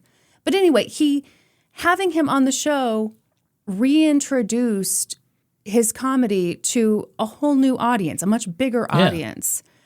And so I think maybe Groucho was also a little pissed about that because she only invited one of them. She did not invite all of them. Felt about that. I think he was a bit of a grouch. Oh, yeah. Yeah. So Lucy was doing her thing, enjoying her life, when she landed a role in the film Dance Girl Dance. Oh. Have you heard of this movie? No. Okay. I hadn't either, and I'm jumping ahead a little bit because I'm talking about the filming of the movie, and now I'm going to talk about, whatever. Anyway, jumping ahead. This movie, when it came out, everyone hated it. Audiences hated it. Oh. Critics hated it. Everyone thought it just fucking sucked. But the cool thing about this movie to me is that it became a cult classic in the 1970s as like this wonderful feminist film.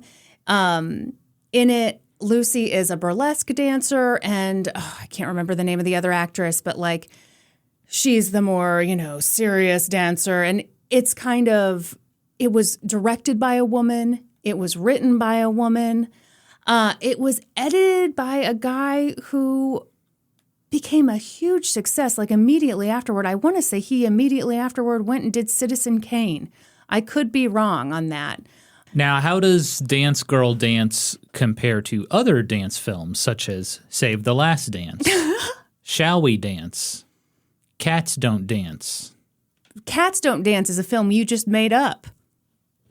Are you kidding, Kristin? Are you kidding? Cats Don't Dance? That's not a real movie, is yes, it? Yes, it is. I'm Googling Look it up. It's an animated film from the 90s.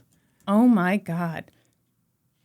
Cats Don't Dance came out in 1997. It was an hour and 15 minutes.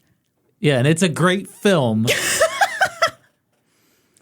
Well, it does have a 71% on Rotten Tomatoes. Yeah, it's good. Okay, I'm very sorry. Nothing's gonna stop us. Nothing's gonna stop us now. Wow. That's like the ending musical number. I apologize to all the Cats Don't Dance fans out there. The Redwall fans rose up. I need the Cats Don't Dance fans to rise up. We will attack Kristin and take her down. We're going to cancel you. I think that's the only solution I'm going to get here. canceled for not knowing about Cats Don't Dance? Yes. It would be so wonderful if that was the only cancellation that actually stuck. That's right. Okay, so they're filming Dance Girl Dance, and toward the end of the movie, the script called for Lucy and the other actress to get into this wild physical fight. And it just sounds so fun and so awesome, and they'd both committed to like really go for it. And on the day that they shot that fight scene, they charged people to come watch and, like donated the money to charity. Okay. So, they had a super fun time on set, but obviously, when they broke for lunch, they went to the commissary, and Lucy looked like shit. Her costume was torn. Her makeup was done to look like she had a black eye. Yeah. Her hair was a mess. They just did a pretend fight, so. Right. Yeah. Well, and, not that they actually hurt each other, but, they really did go for it. Sure. Try to make it look real. So, when she was in the commissary, she spotted this guy, George Abbott. He was the director of her next film. So Lucy went over to say hi, again, looking like an absolute mess. And while she was there at the table, George introduced her to the guy who would also be in that upcoming movie. And that man? Desi Albert Arnaz. Einstein. Oh. No! Sorry, say that again. Desi Arnaz? Yes. Ever heard of him? Albert Einstein's close friend. I've heard of Albert Einstein, but Desi Arnaz Well, he was in I Love Lucy, too. Norm, he was her real-life husband. He played That's Ricky right. Ricardo. Oh, Yes. my God. Right. How do you know about Cats Don't Dance, but you don't know who Desi is? I didn't know who Ginger Rogers was either. My God. I appreciate you being here along for the ride, my darling. Yeah, I'm learning so much. Well, this is kind of the fun thing about this podcast is you pick whatever topic you want. I pick whatever topic I want. And boy, are our interests different. Yes, as long as it happened in the past. And as long as we can connect it to slavery somehow. No, God damn it. We almost had an episode where slavery wasn't even mentioned. That was this episode right here, but you had to mention it, didn't you? Got to keep the streak alive. One day. I only just recently found out that Lucy and Desi were married in real life.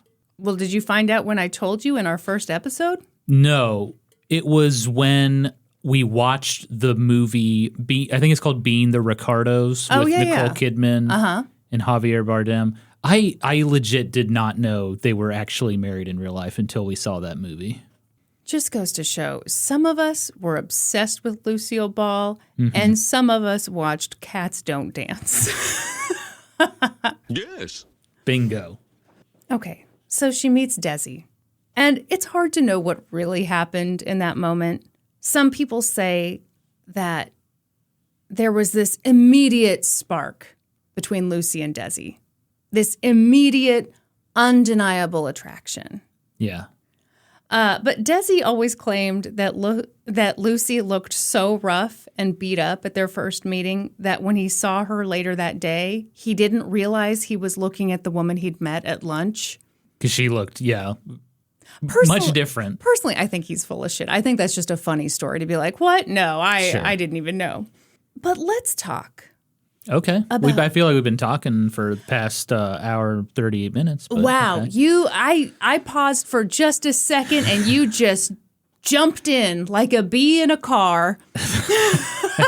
Excellent reference to B-movie. Norm, let's talk about Desiderio Alberto Arnaz Ideacha III. Okay. Very good. Don't even ask me to try to say that. Oh, it's a beautiful name. It's so fun to say. Desiderio. If you think Lucy's childhood was interesting, wait till you hear about Desi's. This is fucking ridiculous. Okay. Hold on to your hat. Cuban, right? That's right. Okay. Wow, you do know some things about this. Yeah, I know. Okay, so unlike Lucy, who grew up poor, Desi grew up in Cuba, specifically in Santiago de Cuba, and his family was rich. Mm-hmm. His dad was the fucking mayor, okay? I do remember that. His dad was the mayor. How do you remember? Okay. From the movie, Being the Ricardos. Okay, all right. I'm sorry. I just can't believe you didn't remember his name, Desi Arnaz, but you remembered that his dad was the mayor. Yes. Okay. His grandpa had also been the mayor. His uncle was the chief of police. Long line of mayors in this family. His grandfather on his mom's side was a bigwig at Bacardi Rum. Bacardi? That's right. Wow. Desi grew up with a level of privilege that few people can even fathom. His family had a beautiful home. They had 3 ranches, a beach house, because of course, why not? I think one of the things about Desi's upbringing that is going to play a huge role in future episodes on this story is that Desi came from a social class where it was absolutely expected that a married man would cheat on his wife. The men in his family, all of them, had the big house. That's where you had your wife and your kids. And then they had La Casa Chica, the little house. And that's where you had your second family with your mistress and all your other kids. Yeah, my second family's in the garage. I'm going to go see him after we record. Desi's grandfather had 7 children with his wife and another set of 7 children with his mistress. Wow. How rich do you have to be to support 14 children and 2 wives?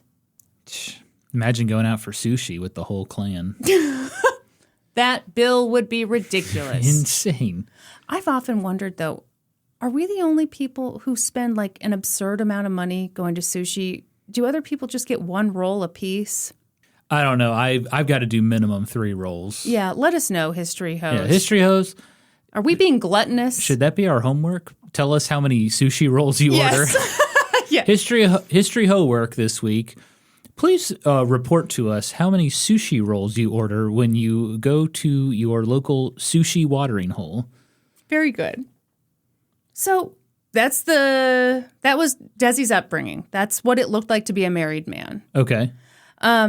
And he truly believed that his mom and his dad's mistress, were just totally cool, very happy with this arrangement. And boy, it's hard for me to say something without judgment, but that's what I just did. Didn't I do a great job? Not really. I feel like you're like rumbling inside. Like you're about to bust. I'm about to bust. Well, is it bothering you? Here's the thing. If it's an open marriage, it's an open marriage. But I don't think it's really that. Because I doubt that the women were allowed to go, have their own La Casa Chica. Yeah, a little pool cabana boy. Yeah, the More men sounds exhausting and terrible. So maybe they were happy, honestly. Yeah. When he was 15, Desi's favorite uncle took him to a brothel so that Desi could lose his virginity to a professional. And Professional. That's a fun spin on that. Yeah, that's a good way to look at it. I mean, honestly, I don't think it's that bad. Lose it to a pro. I'm trying to get with a pro here. Yeah, I like that. Spoiler alert. Sometimes you try a new thing when you're really young and you enjoy it for the rest of your life. That was Desi's experience with brothels. So he was a repeat customer. Hell yeah. Had a punch card at the brothel. Hell yeah. 10th session free with an ice cream sundae. Okay, you joke, but he actually did get some free sessions at brothels. No, so he did have a punch card. In a way, yes. Yeah. I remember there was a show on HBO for the adults about the Bunny Ranch. Yeah, Reno, back Nevada. in the day, yeah. And I remember there was a segment where, it was an 18-year-old kid who wanted to lose his virginity, so he went to the Bunny Ranch. Yeah. And I remember watching that as a teenager and being like, I wonder if that'll be me one day, going to the Bunny Ranch. Yeah. Yeah. He had a great time. Well, I bet he did, honestly. Yeah. It's funny. This is now the second episode where we've talked about sex work and how it really just should be legal everywhere. It's so ridiculous. Yeah, I agree. I really don't think it's such a bad idea to go lose it to a professional. Let's legalize it. Let's regulate it. Let's make it way safer for everybody.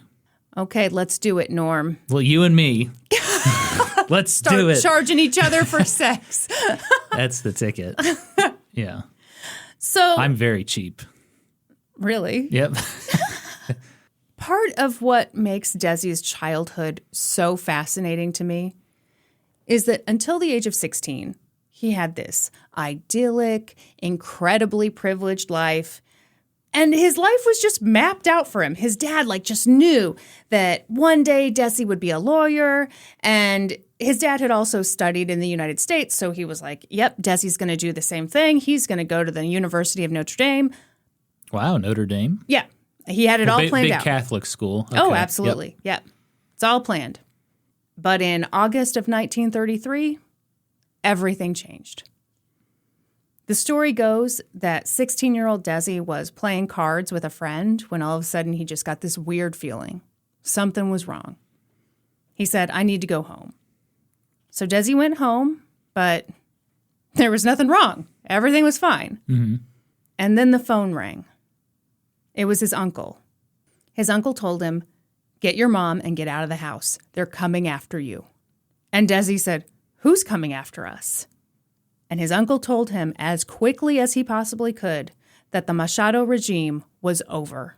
Gerardo Machado was no longer in power. He'd fled the country. And now, anyone who had been part of that political system, like Desi's dad, the mayor, was in danger. What type of government was the Machado regime? Was it a dictatorship? Okay. Well, it's interesting you bring that up. Okay, so when he came into power, he was very popular, seemed like everyone was really happy with him, and one of his big things was like, I'm just going to do one term. I only want to do one term. That's all I want to do is just this one term. Mm-hmm. But then, the first term's up and he goes for a second term. People start getting mad, and he's like, how about we get rid of some of that free speech? Beep. And how about I tell the police to go be dickheads? And so then, You want to see a man's true character, give him power. Oh. I made that quote up. That was me. Wow. Amazing. Desi's just gotten this scary phone call from his uncle. He hung up the phone. He looks out the window, and he saw it. Several blocks away, off in the distance, a mob of hundreds of people were tearing through the street toward his home. Desi and his mom, Lolita, grabbed what they could. Money, a gun, and they just took off. Get the fuck out of there. Yeah. Yep. And in an instant, everything that he had ever known, every material possession, the social hierarchy where he was on top, everything was done. Later, when he tried to go back to the house, he found that it had been burned.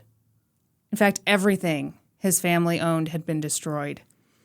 Even the horses at their ranches had been taken to a cemetery and shot and buried. Okay, well, that seems unnecessary.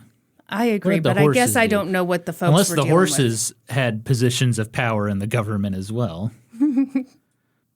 This is my Secretariat of War. That was so... Oh, that was pretty good. That was pretty good. Thank you. His family survived, but they had nothing left, and they knew they needed to escape. To America? Well, I mean, eventually, yeah, but for now, it's just, can we get to a different city where maybe we're not recognized as easily as having been part of the system that everyone wants to overthrow? Sure. Become Guy Incognito. Darn right. Yep. Get that Norman Caruso look, that real generic white guy look. Yep. Take it from me. White guy, brown hair, glasses. You'll blend right in. You can commit any crime and get away with it. Where's Waldo? He might be right here in this podcasting studio. Yep. So Desi, Lolita, along with a cousin and an uncle, disguised themselves as revolutionaries and made the long drive to Havana. Anytime they saw anybody, just to be safe, Desi and his cousin would kind of lean out the window and be like, "Viva la revolución! Viva la revolución!" Desi's dad was imprisoned for 6 months, and afterward he fled to Miami, and soon Desi joined him there. Welcome to Miami. Bienvenido a Miami. That's what was playing as they arrived. Yeah. Fun fact, I'm a huge fan of the Miami Dolphins. It's true. That's not really a fun fact. No one gives a shit. It's a sad fact for Norm. He watches all the games in what we refer to as the basement of shame. I do. The basement of shame, home of the Miami Dolphins. Yeah. Norm likes to say that they can't hurt him down there, and yet they do hurt him with greatly. Every loss. Yeah, I'm kind of numb to it now, honestly. I love how much you love the Dolphins. Oh, why? It's character building for a man to root for a sports team that isn't very good. Is it? I think so. I've learned that if you lower your expectations for your favorite team, you'll never be disappointed. Wow. And so I just go in every game thinking, well, they're probably going to lose. And then, when they win, it's a nice, fun surprise. Anyway. So the plan was that Desi and his dad would go there, plant some roots, make some money, and eventually bring Lolita to Miami too. But that turned out to be incredibly difficult. Desi and his dad couldn't afford a decent place to call home, so they slept in a warehouse, and it was full of rats and also tiles because his dad was trying to sell tile. The rats were they like the fun rats, like these Rat are not Tattooey? cartoon. No, these are not cartoon rats. They're real ass rats. They're real rats trying to gnaw your ears off and it's dragging horrible. pizza slices through the subway. Did you ever see that video? Everyone did. Yeah, great video.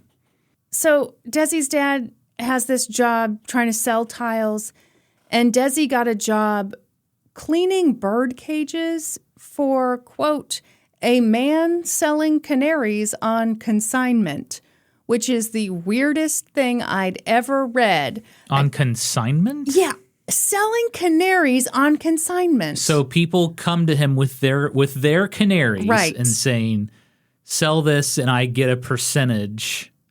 That is bizarre. Or maybe it's like if nobody buys it, then I can have it back. But also, I guess you're hanging on to it. Very weird. That is okay.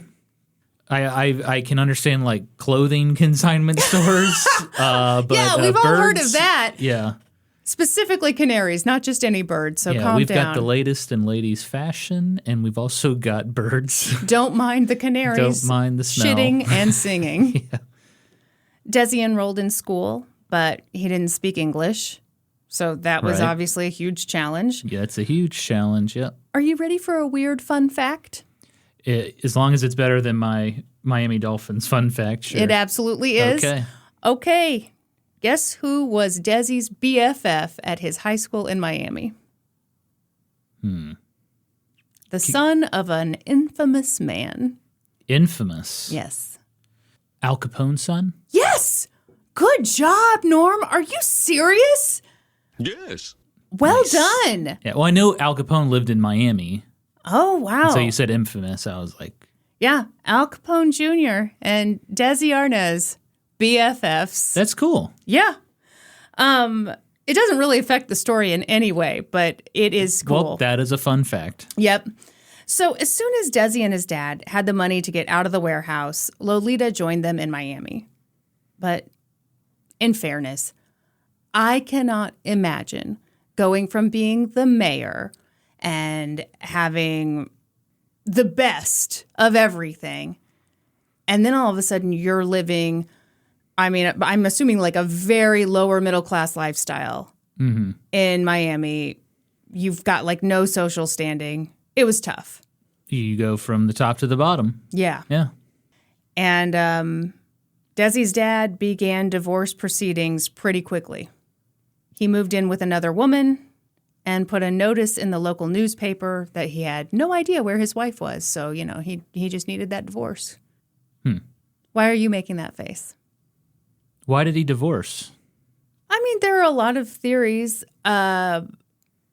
So part of it to me is like, okay, in this other lifestyle that they'd lived, he had his wife and he had this other little house with his mistress where he could just get away whenever he wanted. And now in America, he's got no power. He's got this one house where he's supposed to live with his wife all the time. Yeah. Part of me feels like divorcing your wife, finding someone new, maybe that's a way to reclaim some power. Maybe it's a way to feel more in control of your circumstances. Does that make sense? Sorry, refresh. Lolita was not in Miami. No, she was in Miami. She was. Which makes it all the more shitty when he put that thing in the newspaper being like, I don't know where she is, so... Yeah, he just sounds like a shithead then. Well, yeah. I mean, I guess if he wasn't in love anymore, then... I mean, people get divorced, so... Sure. I don't know why I'm being so judgy about this. I do think that's pretty fucked up. She's come to a new country herself, and, you know, I doubt women were able to find work really easily. Well, yeah, that puts her in a probably tough position. Yes. Yeah.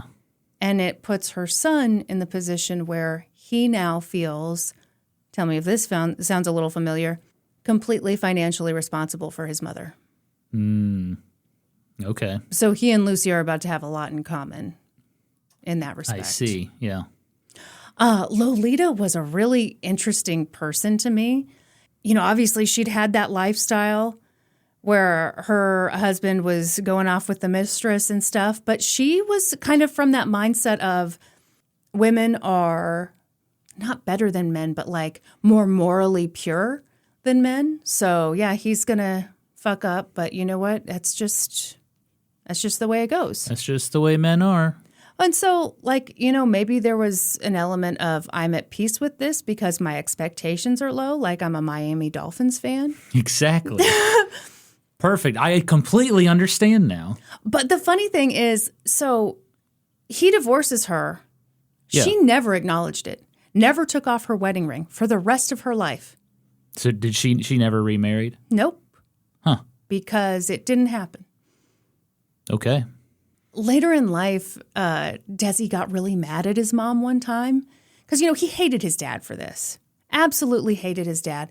She sounds like a gem because she actually really tried to get him to forgive his dad. And eventually that did happen because she really pushed for it and was just like, you know, it's fine. Please, you know, have a relationship with your father.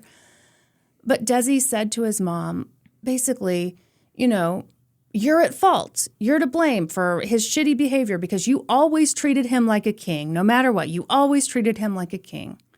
And she responded to him by saying, treating him like a king enabled me to be the queen. That's very powerful. Isn't that wild? Yeah. That's really incredible. Mm-hmm. And applicable to so many things other than marriage. Like, being good to people who are being shitty to you allows you to be the queen and the heir to Bacardi rum. Yes. That's the thing we'll take away from that. Don't you agree? Yes. So at this point in time, young Desi is super pissed at his dad. He's very protective of his mother. And even though the odds were stacked against him, it didn't take long for Desi to kind of get the ball rolling on a lifestyle where he could take care of himself and take care of his mother. So before I tell you what happens next, you just have to know that Desi was incredibly handsome in this very specific way that I think was very important to his success. Okay.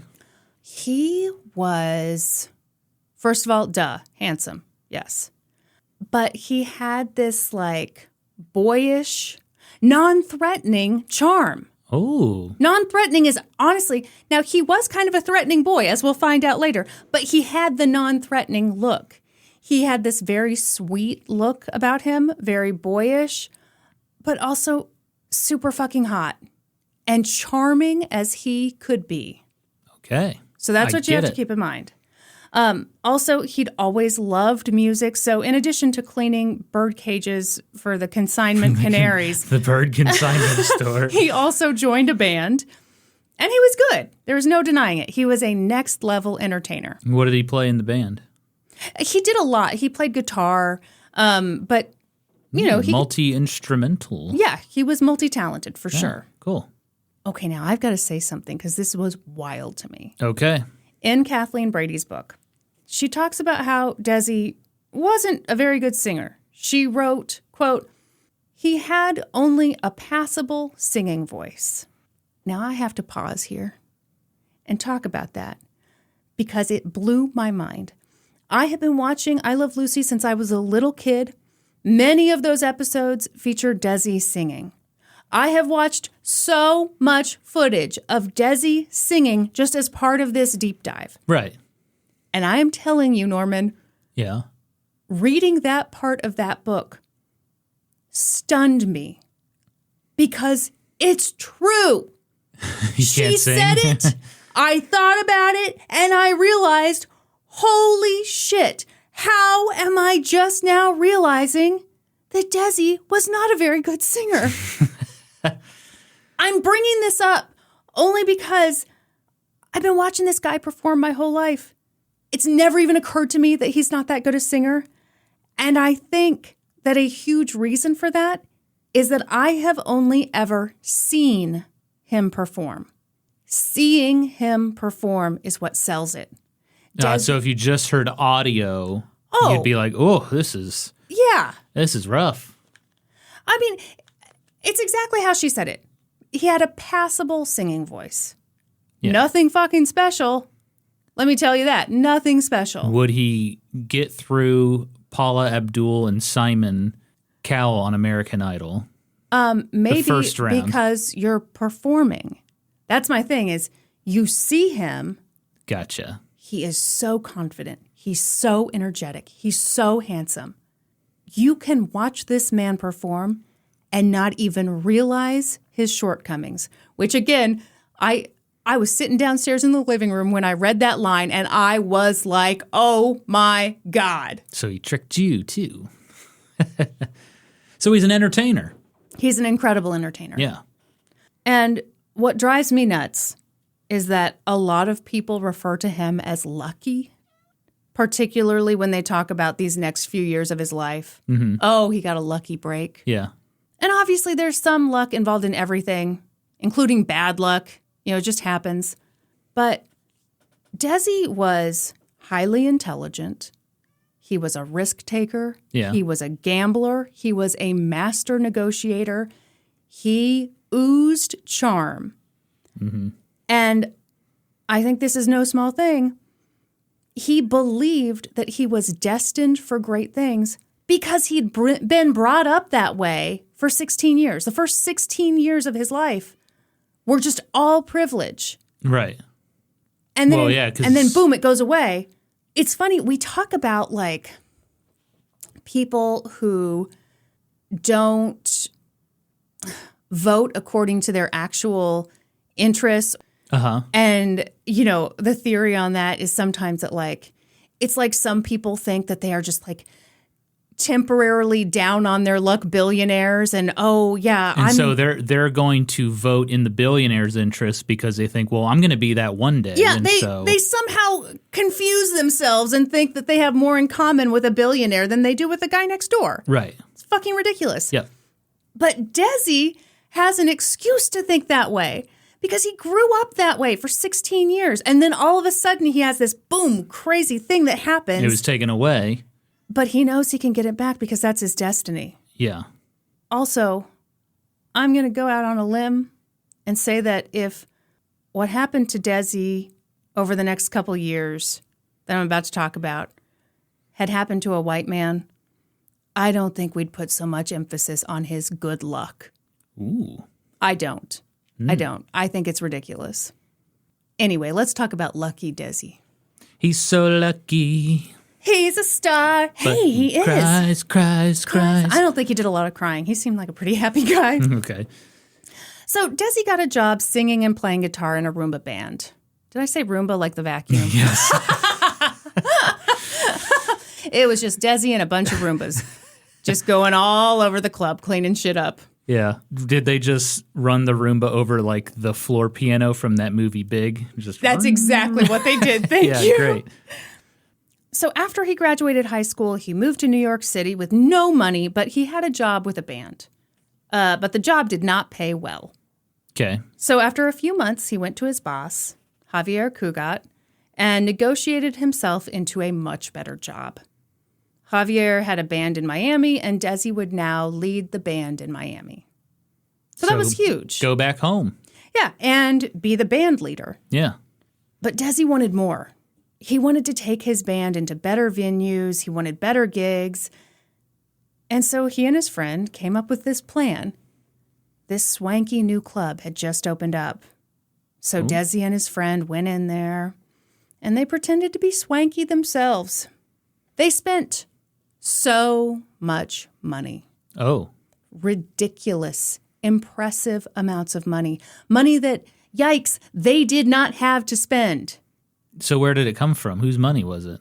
I mean, I'm guessing they pooled all the money they had and it's kind of like gambling. This is a gamble that I'm telling you about. Sounds like it. But it paid off.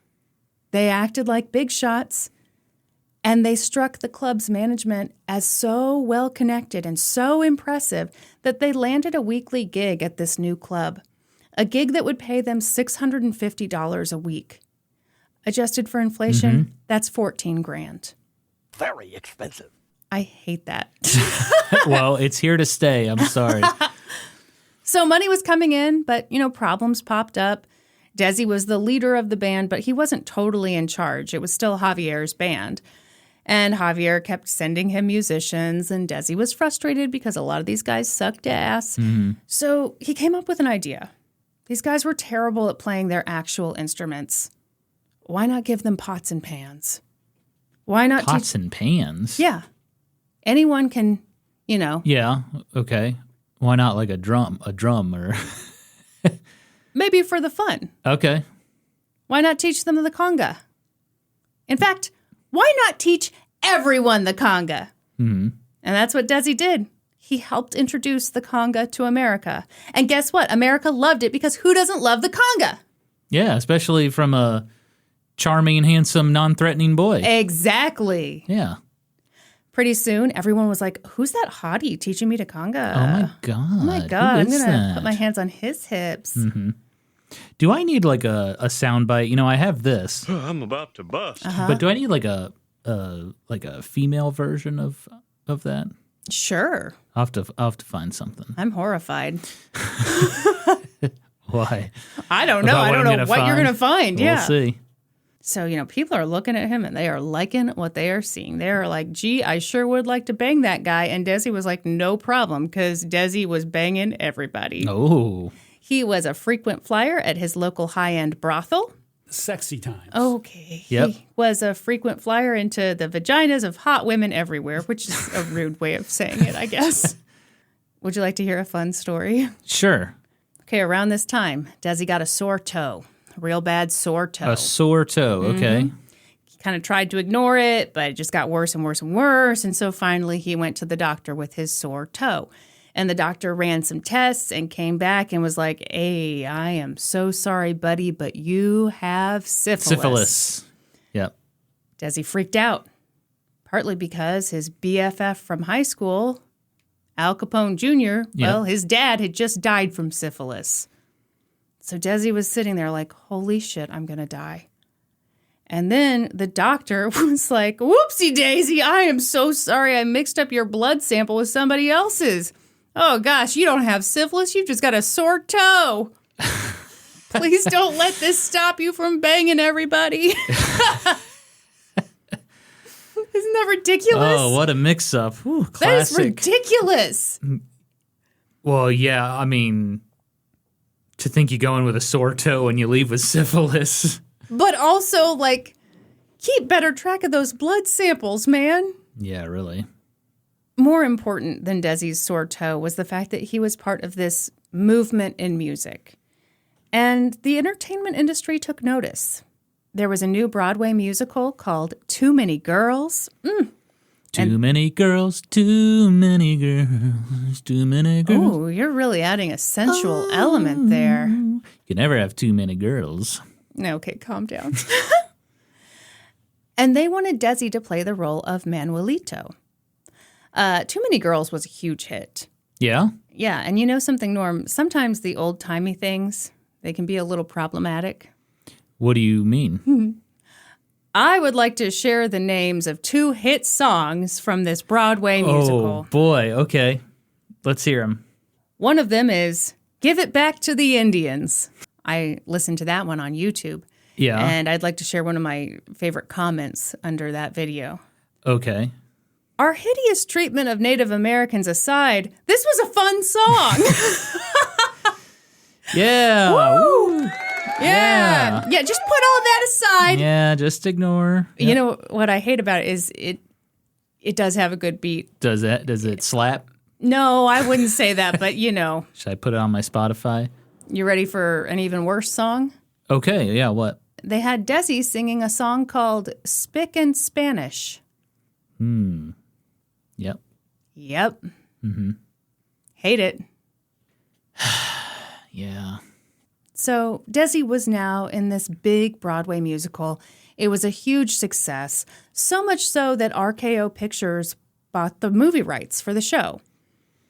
And here's something fun.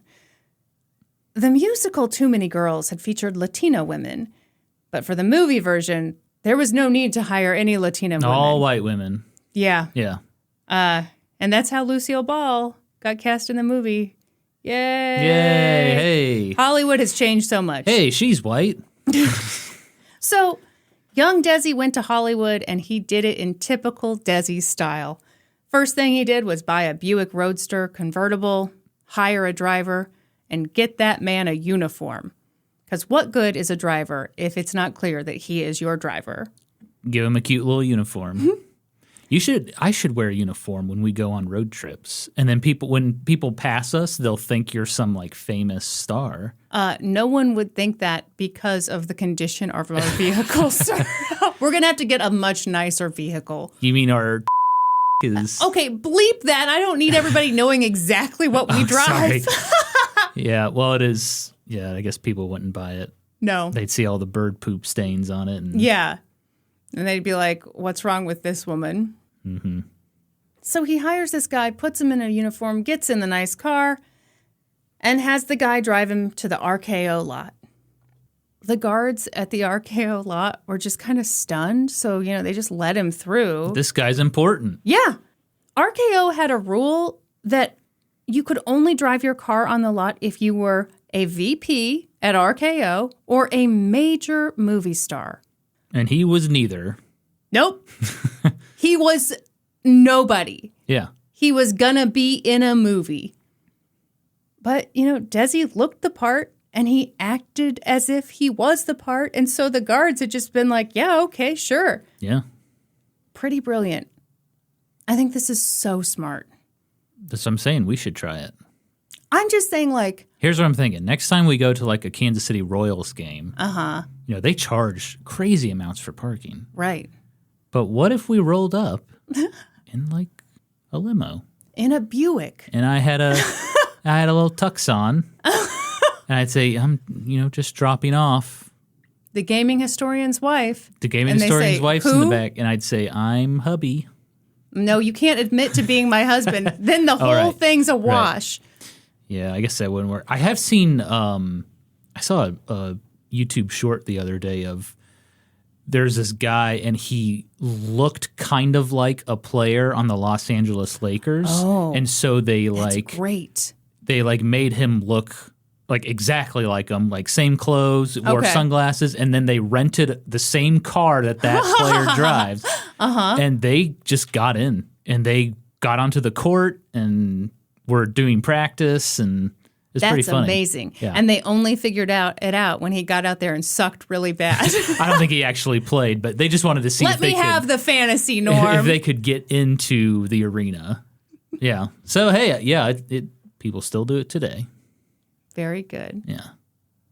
I just think this is a really, obviously a lot of people thought this was obnoxious that he did this. If you're exuding importance and confidence, then it goes a long way. But I'm saying if you're the brown guy and you're showing up on this movie set and you know how people might be primed to treat you, maybe you flip that on its head by getting a really great car and a driver with a spiffy little uniform and you drive your ass right on set. Absolutely. Now, like I said, Desi and Lucy met in the commissary. I think it's safe to say that sparks flew. But the thing is, they were both in relationships. Lucy was still with Al Hall. They'd been dating for 3 years. Desi was engaged to a woman named Renee DeMarco, and they'd met when Renee was married. She and her husband were this big ballroom dancing duo, but she was going to, end that for Desi. Yeah. In a way, Renee seemed like a pretty good match for Desi because when he hooked up with other women, she just looked the other way. The author Kathleen Brady pointed out that Renee was a lot like Desi's mom, which is an equal mix of gross and rude and true. So sparks flew in the lunchroom, even though they shouldn't have. It was forbidden, which made them spark even harder. That's right. Later that day, the cast of the movie Too Many Girls went out to eat at a local restaurant, and Lucy and Desi got a little flirty. What restaurant? Oh, I do know it's a Mexican restaurant, and every source names it, so it made me wonder if it was still around. Starts with a Z. I don't know. I'm sorry. I suck. That's the spirit. So Lucy and Desi, they're at their own separate table because they're flirting so hard. Yeah. And Lucy was like, what's your name again? Was it Dizzy? Daisy? Flirty, flirt. Mm-hmm. Okay, question. Yes. What's the age difference between Desi and Lucille Ball? She's a little older. I can't remember exactly. I want to say he's 23 and she's 28, 27. Okay. That's not too bad. No, but it is interesting. It is. Okay. So their connection was instant. It was deep. They talked till 3 a.m. They told each other all about themselves. And a few days later, there was a cast party for the movie. And by that point, Desi's fiance had come to town, so she was at this party with him. Renee.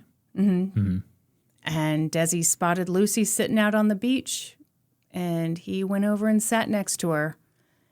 And yada, yada, yada, they woke up next to each other the following morning.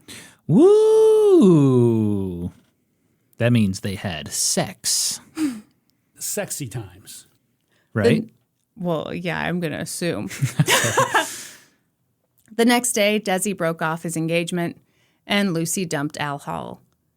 And as a sign that there were no hard feelings, Al sent Lucy a turkey. Well, that's very nice. Man, can you imagine? That's a classy old man move, isn't it? I've only broken up once in my life. It would have made it a lot better if she had sent me a turkey. You would have sobbed while eating the turkey and been like, this was a classy move, Yeah, though. rotisserie chicken would have worked too if you're trying to save some money, you know? Yeah. It was official. Desi and Lucy were a thing. Hell yeah. But people didn't know what to make of them. Oh, I was right on the ages. She was 28. He was 23. Mm-hmm. She was an established actress, the queen of the bees. And he was new in town. But a successful entertainer from Miami. Yeah. Yeah. She was white. He was Hispanic. She was white. He was Hispanic. She was white. He was Hispanic. Yeah. Obviously, this was all a publicity stunt for their new movie. This couldn't possibly be a real relationship. Oh, so there were haters. Yeah. And doubters. Oh, doubters for sure.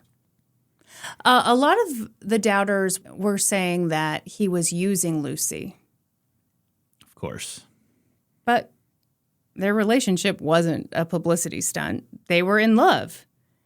And it's easy to focus on what made Lucy and Desi different. But I'm telling you, for two people who had such different upbringings and cultural backgrounds, they had a lot in common. Both of them, for a variety of reasons, felt personally responsible for the well-being of their mothers. Both of them would care for their mothers for their entire lives. Both of them had really bad tempers. Mm-hmm. Both of them could be extremely jealous. Both of them were very controlling. Both of them, and I'm sure there are some people who will say this doesn't mean shit, but it was pointed out on the Turner Classic Movies podcast about Lucille Ball's life. They mentioned Desi's name means desire, and Lucy's middle name was Desiree, which means desire. Desire. Is that from Cats Don't Dance? No, that's some song from the 80s or 90s. I heard it on the radio all the time. I have no idea who sings it. Wonderful. Thank you for that. Actually, you mind if I Google? Oh my God, Norm. I'm trying to tell a story here. Oh, U2. I think it's a U2 song. Anyway, continue. I think that word in all its meanings really fits both of them. Desire in terms of sexuality. Lucy and Desi were both very sensual people. They had awesome sex. Ooh. But I'm also talking about desire in terms of their desire to be great. Their desire to be remembered and make an impact. Yes. So other people saw them as having this romance that was going to burn out really quickly. But that's not what happened. They did have trouble, though. When Desi would go on the road, Lucy would get super jealous, and, rightly so. Yeah. Sometimes on the nights when she told him that she'd be home, Lucy just didn't answer the phone. And later, when they got a chance to talk, he'd be like, "Where were you last night?" And she'd say, "Here and there." Just to piss him off, make him wonder. I was going to say, yeah. So there was this immediate attraction. There was love. There was a bit of game playing going on. And maybe there was a bit of a career calculation on both of their parts. Sure. But in 1940, Lucy flew out to New York for the premiere of one of her movies, and of course that meant she had to do a bunch of press. And one of the interviews she did was for an article about how she was never going to get married. The article would be called, "Why I Will Always Be a Bachelor Girl." I enjoy being a bachelor girl. I'm glad they edited that song down. She did the interview from her hotel room. And, Desi had been on the road, but he'd met up with her in New York. And he was there kind of listening to this interview. And he didn't like that she was doing an interview about how she would never get married. And once the reporter left, they started talking. Here's how that conversation went. Desi, that article isn't going to come across very good because I'm marrying you tomorrow. Oh. Lucy, why do we have to get married? Desi, I want to have kids. You love me? Lucy, yes. Desi, and I love you. What else is there?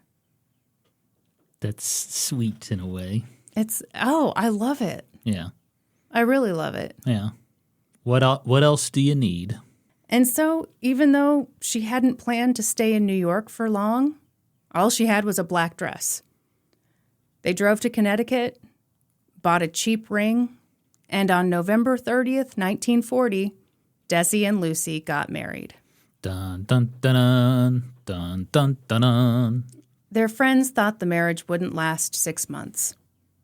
How long had they been? Oh, gosh. I want to Dating? say like a year, maybe? That could even be generous now that I'm thinking about it. Okay. But it had been a kind of tumultuous courtship. Yeah, it seems like they both have very strong personalities. Yeah, and they'd filmed that movie together. Yep. But then he was on the touring company for the Broadway play. So he was, away from Hollywood a lot. Right. But then he got a contract with RKO, so it was clear he was coming back. So, there's just a lot of moving parts. Yep. But yeah, they're both very passionate people, and they loved each other. Lucy and Desi would have a passionate, at times tumultuous marriage. And as we'll see in the next episode, they'd create one of the best, most beloved TV shows of all time. But it'd be a hell of a battle to get there. Dun, dun, dun, dun, dun, dun, dun, dun. What do you Stay think? tuned for the exciting third part of this Lucille Ball story. Wow, very good. Do I sound like I could work for RKO Pictures? Yeah, maybe. Thank you. In another life. What do you think of the proposal and the marriage? What do I think of it? Yeah. In what way? What do you mean? Well, it's funny because, I don't know, in a lot of ways, it's a very romantic story. I can also see it being kind of a bit of a game, too. Desi always said that he had planned to propose and he had planned to do the elopement. Oh, well, To me, that doesn't seem very planned. No. I think he heard that. Yeah. And it was maybe a power move in a way. Like, Sure. Oh, well, actually, you're going to marry me. Yeah, I don't believe that for one second, that he had it planned. I can see it being kind of a game on her part. Mm-hmm. Doing this interview, maybe having it drag on, having him there for the interview. Yeah. But yeah, I can also see him genuinely loving her, genuinely wanting to marry her, but also part of the motivator is, I want what I can't have. You're telling me you're going to be a bachelor girl for the rest of your life? Well, no, you're not. That's my opinion. Yeah. Yeah. What'd you think of this, Norm? Very, very interesting. I especially liked the rise of Lucille Ball in Hollywood because that's got to be tough. There's no nepotism here. It's right. You're an outsider coming in, and you gotta freaking work your ass off and make it to the top. Man, oh man. Mm-hmm. I tell you what, if you've made it this far in the episode, I invite you. Join us on Patreon, patreon.com, Old Timey Podcast. There's a / in there. Okay, well, www:// Anyway. Well, patreon.com / Old Timey Podcast. Yes, we invite you to join us there. Yes. If Patreon's not your thing, if you want to support the show, please give us a rating and review. Rating and review is also a great way to support the show. Oh, and subscribe to the show, please. Yeah, please do. This was a fun episode. Yeah. I'm ready to get to the I Love Lucy part, Well, though. that's part 3, right? It better be, my God. How much am I going to drag this out? No, it is funny because I am so interested in all this. And it's hard to... I'm going to stop you there. Okay. I'm going to be supportive hubby here. Oh, boy. You're not dragging anything out. Okay. You're telling a story. Thank Okay? you. Yeah. And you're telling it very well. Oh, thank you. You're welcome. Thank you, dear. Yes. So don't use that word dragging because that implies that you're... No, I'm definitely You're saying not. things that aren't necessary, but I think This is a very excellent story so far. Thank you. Yeah. Thank you. I'm having a lot of fun with it. I think it's funny because I've never done a case that's going to be spread out over several episodes. So You never did a two-parter on Let's Go to Court? No, never did. Yeah. Never did. But I love listening to stories like this that are told over multiple episodes. Mm-hmm. And, I always feel like I hate when you see a podcast and it's like every episode is 40 minutes long or 41 minutes. And it's like, that smells like bullshit to me because, some stories shouldn't be 40 minutes. Some stories should be 20. Some should be 2 hours, take as long as it needs to tell the story. I'm trying to do that here, but man, it's hitting me right in the insecurities. Just do your thing. Okay. We'll be fine. Okay. Kristin, you know what they say about history hoes? We always cite our sources. Oh, goddamn. That's right. Okay. For this episode, I got my info from the fabulous Turner Classic Movies podcast, The Plot Thickens. They did their first season on Lucille Ball. It's awesome. Also, the incredible book, Lucille, The Life of Lucille Ball by Kathleen Brady. Another great thing, the Lucy and Desi documentary. You can watch it right now on Prime. And the American Masters episode, Finding Lucy. That's all for this episode. Thank you for listening to An Old Timey Podcast. Please give us a 5-star rating and review wherever you listen to podcasts. And until next time, toodaloo, ta-ta, and cheerio!